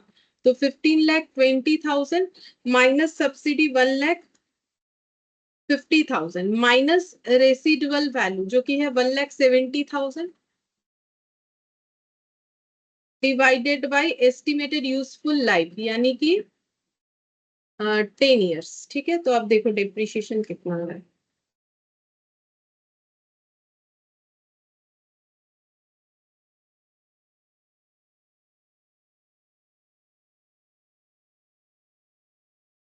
$1,20,000. 1,20,000। तो ये पर एनम आ गया। हम लोगों को डेप्रिशिएशन कैसे पूछा था, देखो शायद पर मंथ पूछा था, मुझे जितना याद आ रहा है। देखो हम लोग को पूछा था डेप्रिशिएशन, नहीं पर मंथ नहीं, पर एनम ही पूछा। ठीक है, तो फिर ये आंसर हम लोग का कितना हो जाएगा, 12 लाख, मतलब ऑप्शन डी। ठीक है, चलो ये वाला क्वेश्चन तो बन गया। सेकेंड में बोला है what would be the monthly cost of the electricity for an EV car. तो इलेक्ट्रिसिटी का मंथली खर्चा कितना होगा, ये मंथली पूछा है। अच्छा ठीक है, तो electricity consumption per month EV car का, ठीक है। अच्छा तो देखते हैं कैसे करके निकालेंगे इलेक्ट्रिसिटी का खर्चा पर मंथ का कितना हो जाएगा। तो इलेक्ट्रिसिटी रिलेटेड यहाँ पर दिया है कंजम्पशन पर फुल चार्ज। फुल चार्ज का कंजम्पशन है 30 किलोवाट आवर। अच्छा और कितना डिस्टेंस जाता है, ये CNG power cost per kilowatt, ये पावर कॉस्ट दे दिया है। अच्छा एनुअल मेंटेन ये सब का कोई काम नहीं है यहाँ पर। तो 1500 किलोमीटर जाना पड़ेगा, ठीक है, पूरे मंथ में। ठीक है, मंथ में 1500 किलोमीटर जाना पड़ेगा। तो डिस्टेंस कवर्ड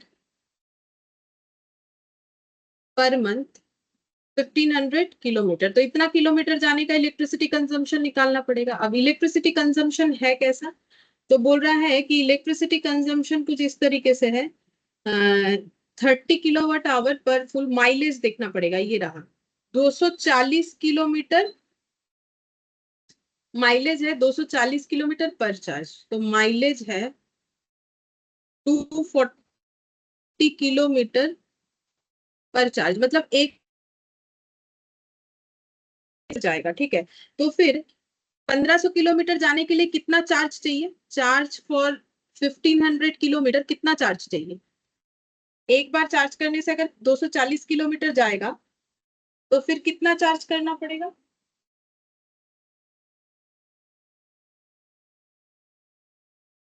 3,60,000.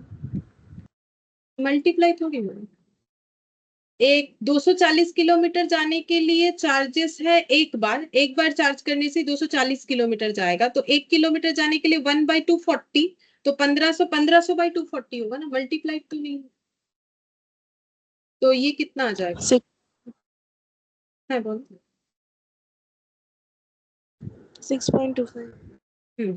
तो मल्टीप्लाई नहीं होगा, ठीक है। तो ये हो गया,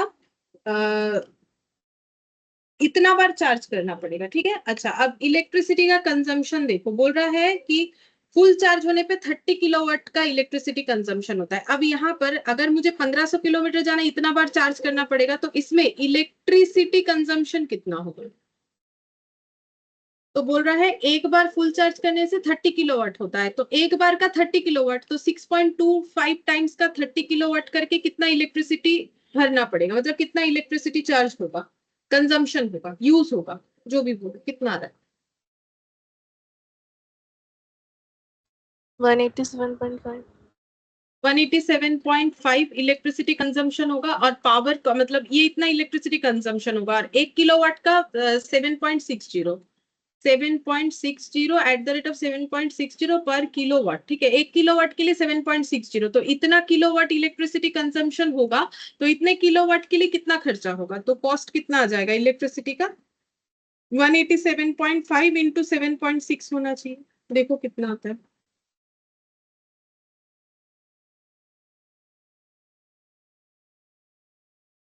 145. 1425। ठीक है, समझ में आ गया ये वाला 1425 कैसे आएगा, तो ये ऑप्शन ए हो जाएगा। ठीक है,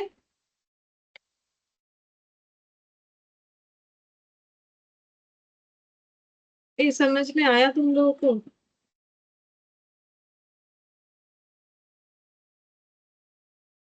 समझ में नहीं आया। 1500 किलोमीटर जाना पड़ेगा। अब ये तो देखो ढूंढ के निकालना पड़ेगा ना, हमें बोला इलेक्ट्रिसिटी का कंजम्पशन, तो अब इतना किलोमीटर जाने का इलेक्ट्रिसिटी का कंजम्पशन निकालने से ही मेरा आंसर हो जाएगा। अब मुझे इलेक्ट्रिसिटी कंजम्पशन के बारे में क्या क्या बताया, बोल रहे हैं कि जो ये ईवी कार है वो माइलेज कैसे देता है, एक बार चार्ज करने से 240 किलोमीटर जाता है। तो 1500 किलोमीटर जाने के लिए कितना बार चार्ज करना पड़ेगा, 240 किलोमीटर के लिए एक बार चार्ज, एक के लिए 1/240, तो 1500 किलोमीटर के लिए 1/240 इंटू 1500 किलोमीटर करने से 6.25 टाइम्स चार्ज करना पड़ेगा। एक बार चार्ज करने से 30 किलोवाट आवर इलेक्ट्रिसिटी कंज्यूम होता है, तो इतना बार चार्ज करने से इतना किलोवाट आवर इलेक्ट्रिसिटी कंज्यूम होगा। इलेक्ट्रिसिटी का खर्चा है 1 किलोवाट आवर का 7.60, तो इतने का कितना होगा। बस ये। अब डेटा तो खुद को ढूंढना पड़ेगा ना, क्या लिखा हुआ है, क्या क्या हमें चाहिए, जो पूछा है उसके हिसाब से हमें चाहिए। बोलो। हाँ मैम। अच्छा, अब थर्ड में बोला है what would be the total cost to be incurred for replacement of tyre for EV car. अगर हम लोग टायर को रिप्लेस करेंगे तो हमें कितना खर्चा करना पड़ेगा ईवी कार का। ठीक है, टायर रिप्लेसमेंट। तो टायर रिप्लेसमेंट का क्या क्या डेटा है वो देखते हैं। तो टायर रिप्लेसमेंट कॉस्ट, तो देखो तुम लोग ही बताओ टायर रिप्लेसमेंट के बारे में, ईवी कार का हमारे पास क्या क्या डेटा है। तो ये तो बोला है कार का कॉस्ट, ठीक है, ये बोला है सब्सिडी मिलेगा लाइफ। ठीक है, तो टायर रिप्लेसमेंट के साथ लाइफ का कोई रिलेशन है कि नहीं, मुझे ये बताओ। एक गाड़ी का लाइफ का कोई रिलेशन है कि नहीं टायर चेंज के लिए।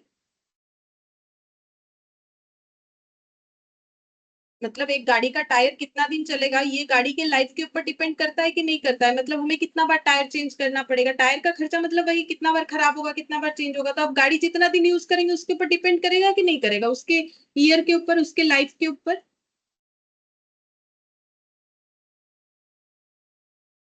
डिपेंड होगा। तो इसके बाद बोला है कि माइलेज कैसे जाता है ये भी बताया है हमें। अच्छा, इलेक्ट्रिसिटी वगैरह तो इसमें हमें चाहिए नहीं।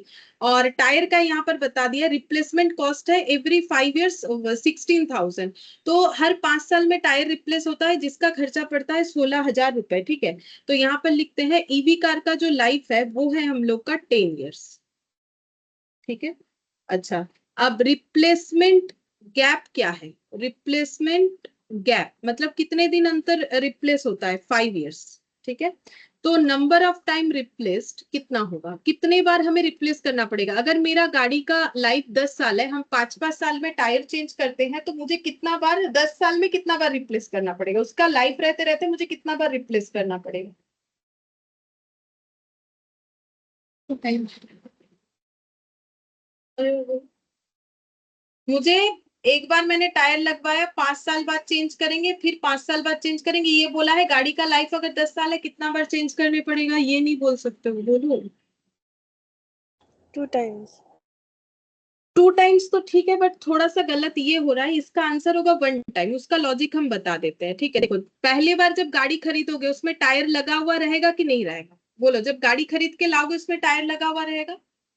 ठीक है, तो गाड़ी जब खरीदा उसके ठीक 5 साल बाद, 5 साल बाद, ये मान लो 5 साल है, यहाँ पर रिप्लेसमेंट हुआ। ठीक है, अब फिर 5 साल बाद रिप्लेसमेंट का टाइम तो आ रहा है, लेकिन गाड़ी का लाइफ ही जब 10 साल है, गाड़ी जब आप स्क्रैप में दे दोगे, बेच दोगे, ये जो भी करोगे, तो क्या ये रिप्लेस करवाओगे, ये बताओ।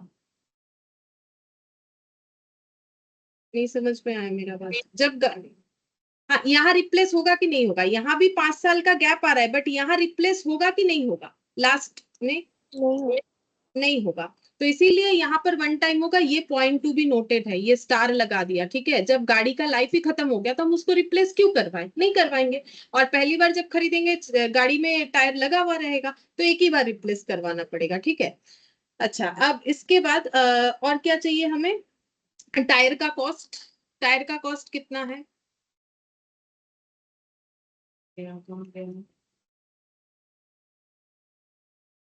टायर का बस,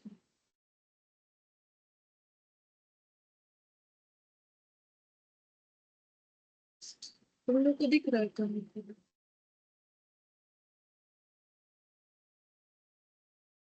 टायर का कोई कॉस्ट तो होना चाहिए, लाइक रिप्लेसमेंट कॉस्ट या कुछ तो होना चाहिए। हाँ हाँ, ये 16,000 रिप्लेसमेंट कॉस्ट। मतलब रिप्लेस करवाने का खर्चा है पूरे साल में 16,000, तो एक बार रिप्लेस करवाने का खर्चा 16,000 रुपए। ठीक है। अच्छा, अब मुझे बोलो कि यहाँ पर मुझे क्वेश्चन क्या पूछा था पता है, यहाँ पर मुझे क्वेश्चन ये पूछा था कि what would be the total cost to be incurred for replacement of tyre for EV car. EV car के टायर को रिप्लेसमेंट करवाने का खर्चा कितना होगा, ये हमें पूछा था। अच्छा,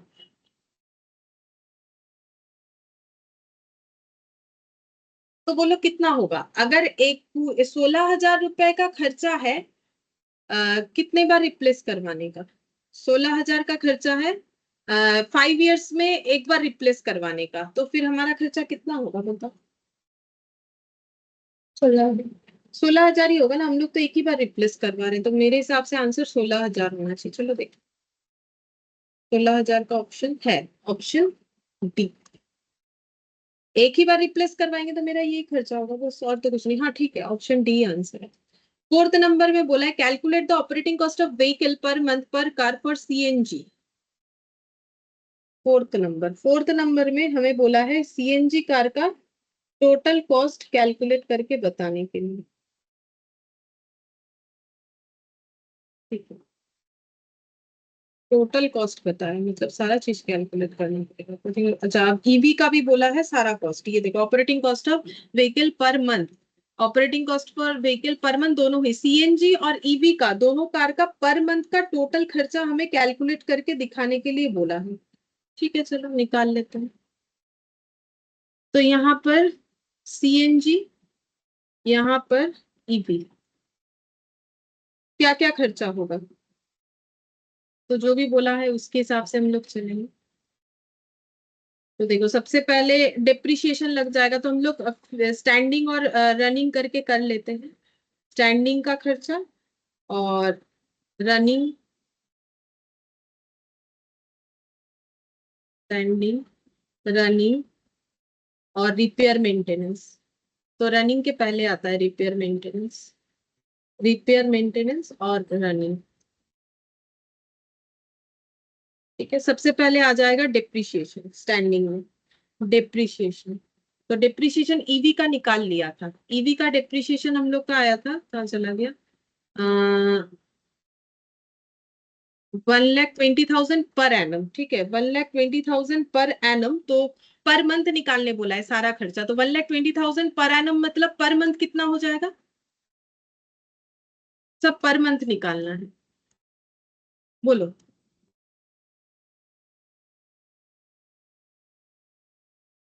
10,000, 10,000 होगा ना, ये भी इतना टाइम लेगा। अच्छा, उसके बाद ये बताओ सीएनजी कार का डिप्रिशिएशन कैसे निकालोगे, इसी जगह पे निकाल लेंगे। ठीक है, कॉस्ट कितना है, 9,20,000। अच्छा, इसके बाद माइनस करेंगे स्क्रैप और एस्टिमेटेड यूजफुल लाइफ 15, स्क्रैप है 95,000 डिवाइडेड बाय 15, बोलो कितना आ रहा है, पर एनम आएगा, फिर डिवाइडेड बाय 12 कर देंगे, बोलो कितना आ रहा है।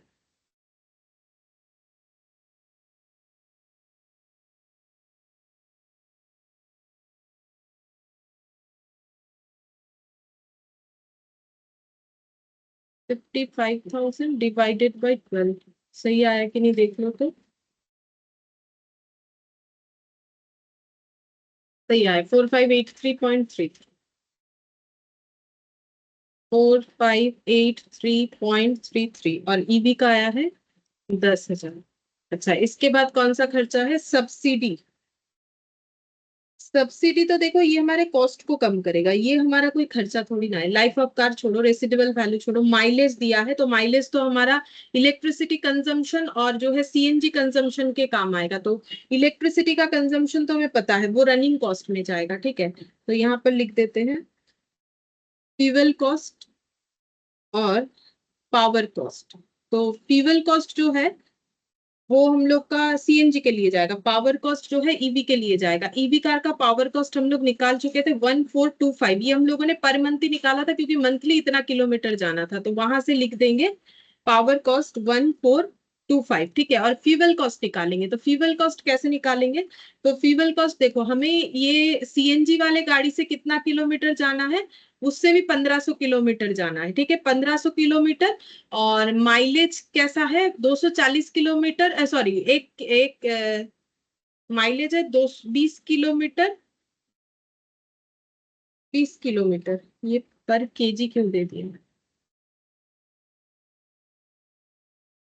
पर किमी होगा। ठीक है, 20 किलोमीटर। अच्छा हाँ, सीएनजी का किलो है, मतलब 1 किलो सीएनजी से 20 किलोमीटर जा सकते हैं। ठीक है, तो मुझे एक चीज बोलो, 1,500 किलोमीटर जाने के लिए कितना सीएनजी चाहिए होगा, यहाँ पर करके दिखाते हैं। सीएनजी का, सीएनजी का यहाँ पर करके दिखाते हैं। ठीक है, distance covered per month 1,500 same है। ठीक है, और माइलेज जो है 1 kg सीएनजी से हम लोग कितना किलोमीटर जा सकते हैं? 1 किलो सीएनजी से 20 किलोमीटर जा सकते हैं, 20 किलोमीटर पर केजी, ठीक है। तो बोलो 1500 किलोमीटर जाने के लिए कितना सीएनजी चाहिए? 75. अच्छा, तो 1500 डिवाइडेड बाई 20 यानी 75 केजी हमें सीएनजी चाहिए, ठीक है। अब सीएनजी का प्राइस देखो, सीएनजी का कॉस्ट है 1 किलो 60 रुपए। तो सीएनजी है एट द रेट ऑफ 60 पर किलो, तो कॉस्ट कितना पड़ जाएगा? 75 केजी सीएनजी यूज करेंगे तो 75 इंटू 60 कितना हो जाएगा? 4,500. 4500, ठीक है, पर मंथ हो गया। ये यहाँ पर लिखेंगे 4500, फ्यूल कॉस्ट 4500। अच्छा, फ्यूल कॉस्ट के बाद हम लोग का और कौन सा खर्चा आ जाएगा? Residual mileage, electricity, CNG, power cost, annual maintenance cost. तो एनुअल को ये कर दो, मंथली कर दो, ठीक है। एनुअल मेंटेनेंस कॉस्ट, तो ये एनुअल मेंटेनेंस कॉस्ट को एनुअल कॉस्ट डिवाइडेड बाय 12 करेंगे, दोनों का दिया हुआ है, देख देख के लिख लेंगे। 8000 बाई 12, 5200 बाई 12, देखो कितना होता है। हम 8000 कर रहे हैं, 666.67।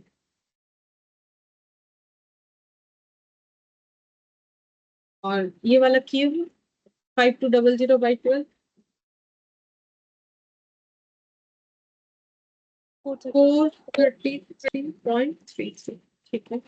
अच्छा, इसके बाद कौन सा कॉस्ट होगा? Annual insurance cost, annual insurance cost, annual cost divided by 12। तो देखो इंश्योरेंस कॉस्ट कितना है? 7600। तो 12 से डिवाइड करेंगे तो कितना होगा? और इसको 12 से डिवाइड करेंगे तो हम करें 7600 डिवाइडेड बाय 12। तुम लोग इधर वाला कर लो, 633.33, इधर वाला ठीक है, 1216.67.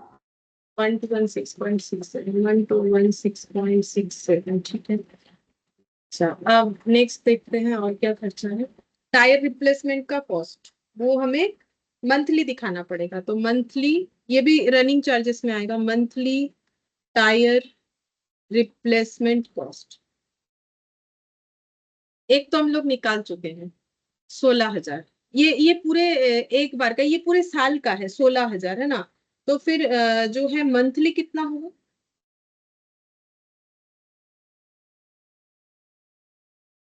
तो ये 16,000 5 साल में एक बार हुआ, मतलब 10 साल में, सॉरी 10 साल में हम लोग एक बार करेंगे, तो ये खर्चा 10 साल का है, ठीक है। तो पर एनम कितना हो जाएगा? अगर 16,000 रुपए खर्चा पूरे लाइफ में, मेरा 16,000 रुपए ही खर्चा होगा रिप्लेसमेंट का, क्योंकि मुझे एक ही बार रिप्लेस करना पड़ेगा। तो फिर 10 साल में 16,000, तो एक साल में कितना? 1,600 रुपए, ठीक है। तो फिर पर मंथ कितना हो जाएगा? 1,600 बाई 12, बोलो कितना होगा? 133.33. 133.33। सेम तरीके से सीएनजी का भी निकालना पड़ेगा, ये हो गया यहाँ पर 133.33। सेम तरीके से हमें सीएनजी वाला भी निकालना पड़ेगा। तो सीएनजी वाले गाड़ी का जो लाइफ है वो कितना है? सीएनजी वाले गाड़ी का जो लाइफ है वो है हम लोग का 15 साल, ठीक है। अब रिप्लेसमेंट गैप क्या है? ये क्वेश्चन बताया है कि कितने दिन अंतर हमें रिप्लेस करना पड़ता है। तो रिप्लेसमेंट का गैप है हम लोग का यहाँ पर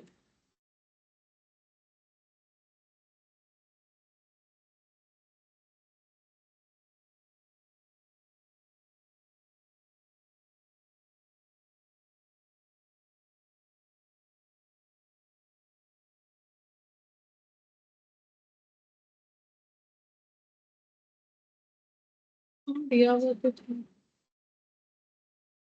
चल जा रहा है।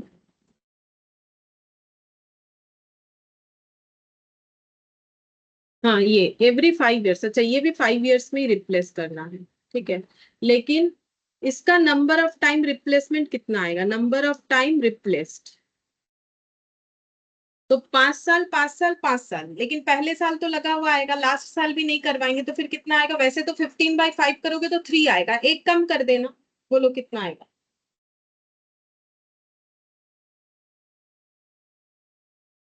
5 साल 5 साल 5 साल, पहले बार लगा हुआ रहेगा, 5 इयर्स के गैप में पहली बार रिप्लेस, ठीक है, फिर second time replace, third time तो गाड़ी का लाइफ ही खत्म, तो हम क्यों रिप्लेस करवाए, तो कितना बार होगा, वही दिखाया था यहाँ पर, 2 टाइम्स होगा, ठीक है, ये स्टार दिया था यहाँ पर भी।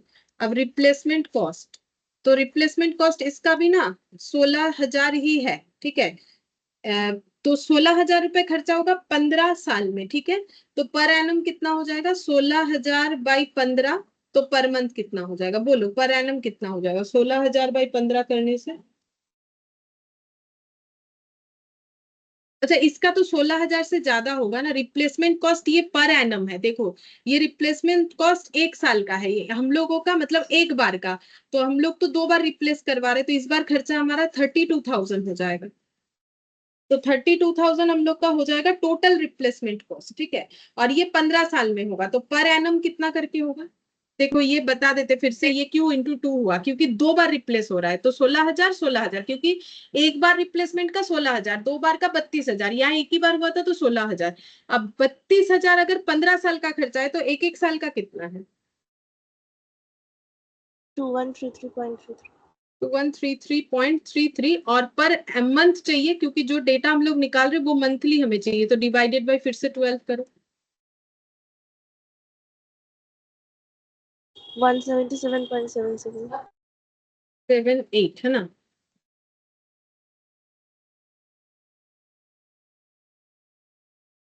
अच्छा, इसके बाद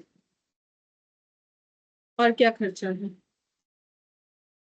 tyre replacement, battery replacement cost, battery replacement cost, battery replacement cost निकालना पड़ेगा, अच्छा फिक्स्ड में लिख ले डेप्रिसिएशन के बाद, क्योंकि बाकी और मुझे नहीं लगता है कुछ और आने वाला है, जैसे कि ड्राइवर का सैलरी, गैरेज रेंट और ऑफिस एडमिनिस्ट्रेशन का खर्चा, तो यहाँ पर लिख देते हैं ड्राइवर्स सैलरी पर मंथ चाहिए, गैरेज रेंट ये भी मुझे पर मंथ चाहिए, और share of office and administration, फिर हम बैटरी वाला निकाल रहे, वो नीचे निकालना पड़ेगा, ऊपर तो कोई जगह है नहीं, 20,000 पर मंथ, ठीक है, तो दोनों में ही आ जाएगा,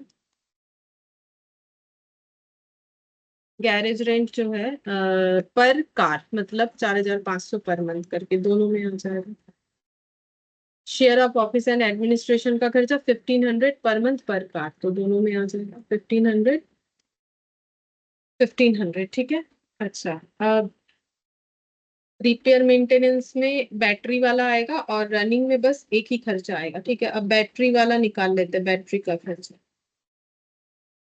तो यहाँ पर सीएनजी यहाँ निकालते हैं, सीएनजी और ईवी,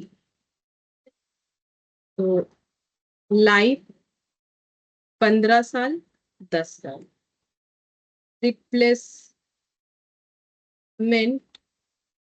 गैप, रिप्लेसमेंट गैप कितना है, battery replacement cost in every 8 year, तो 8 साल में रिप्लेस होगा, तो 8 ईयर्स 8 ईयर्स, ठीक है, तो बोलो number of time replace, number of replacement कितना सारा होगा, अगर 15 साल में 8 बार रिप्लेस करना पड़ेगा, तो नंबर ऑफ रिप्लेसमेंट टाइम कितना हो जाएगा,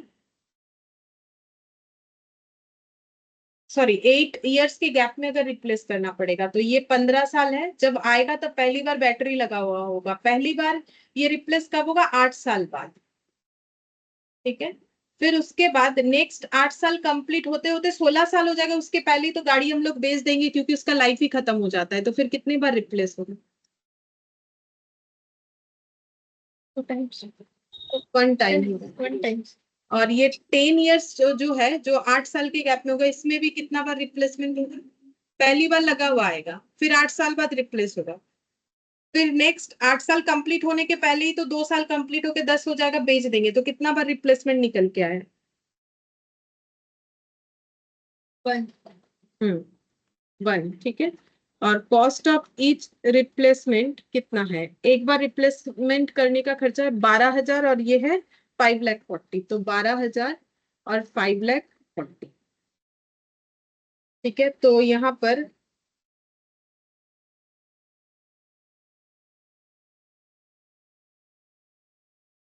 कॉस्ट पर एनम कितना होगा? तो 12,000 का खर्चा 15 साल में है और 5,40,000 का खर्चा 10 साल में है, तो कॉस्ट पर एनम कितना हो जाएगा? ये तो 54,000 हो रहा है, 54,000। ये कितना आ रहा है? 12,000 बाई 15 800 800। तो कॉस्ट पर मंथ निकाल लो, तो कॉस्ट पर मंथ हो जाएगा 800 बाई 12, 54,000 बाई 12। बोलो कितना है?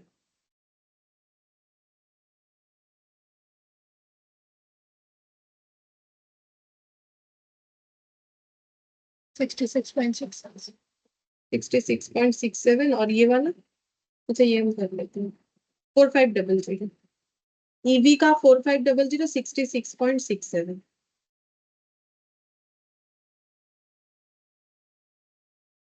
हो गया। अब हमें सारा टोटल करना है, करके देखना है कि कितना आ रहा है ऑपरेटिंग कॉस्ट पर मंथ। ठीक है, तो हम ये सीएनजी वाला कर रहे हैं, तुम लोग ईवी वाला करो।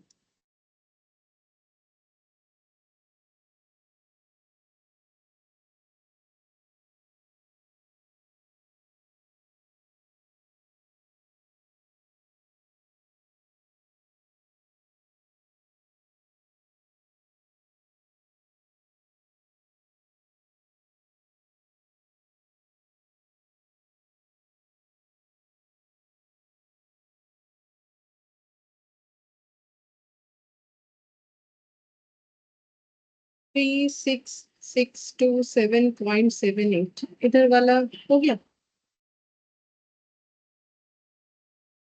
42,491.66 43,708.33।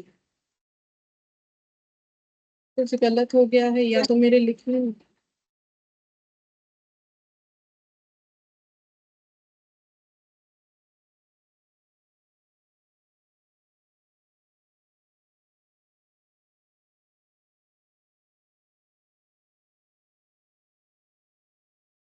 ये वाला नहीं किया हो शायद, 1425 नीचे का छूट गया होगा। 43,708 है, ये इधर लिखा हुआ है ना, ये नहीं ऐड हुआ होगा इसीलिए कम दिख रहा है। 43,700। चलो देख लेते हैं ऑप्शन।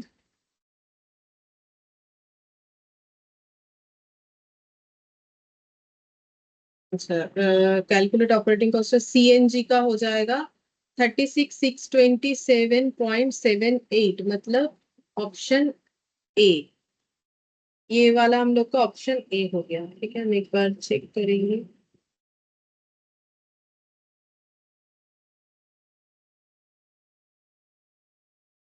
हाँ, और 5 का सी होना चाहिए, सी। सी मतलब 43,708। ठीक है। ठीक है, देखो केस सिनेरियो क्वेश्चन लेकिन आता है, ठीक है, इस तरीके का, तो इसके लिए कुछ नहीं, देखो इसका कोई रूल्स थोड़ी ना है, जैसा जो पूछेगा उसमें हमें दिमाग लगा के करना पड़ेगा। ठीक है, फिर चलो कंप्लीट हो गया। नेक्स्ट क्लास में दूसरा कोई चैप्टर। ठीक है, फिर आ जाते हैं।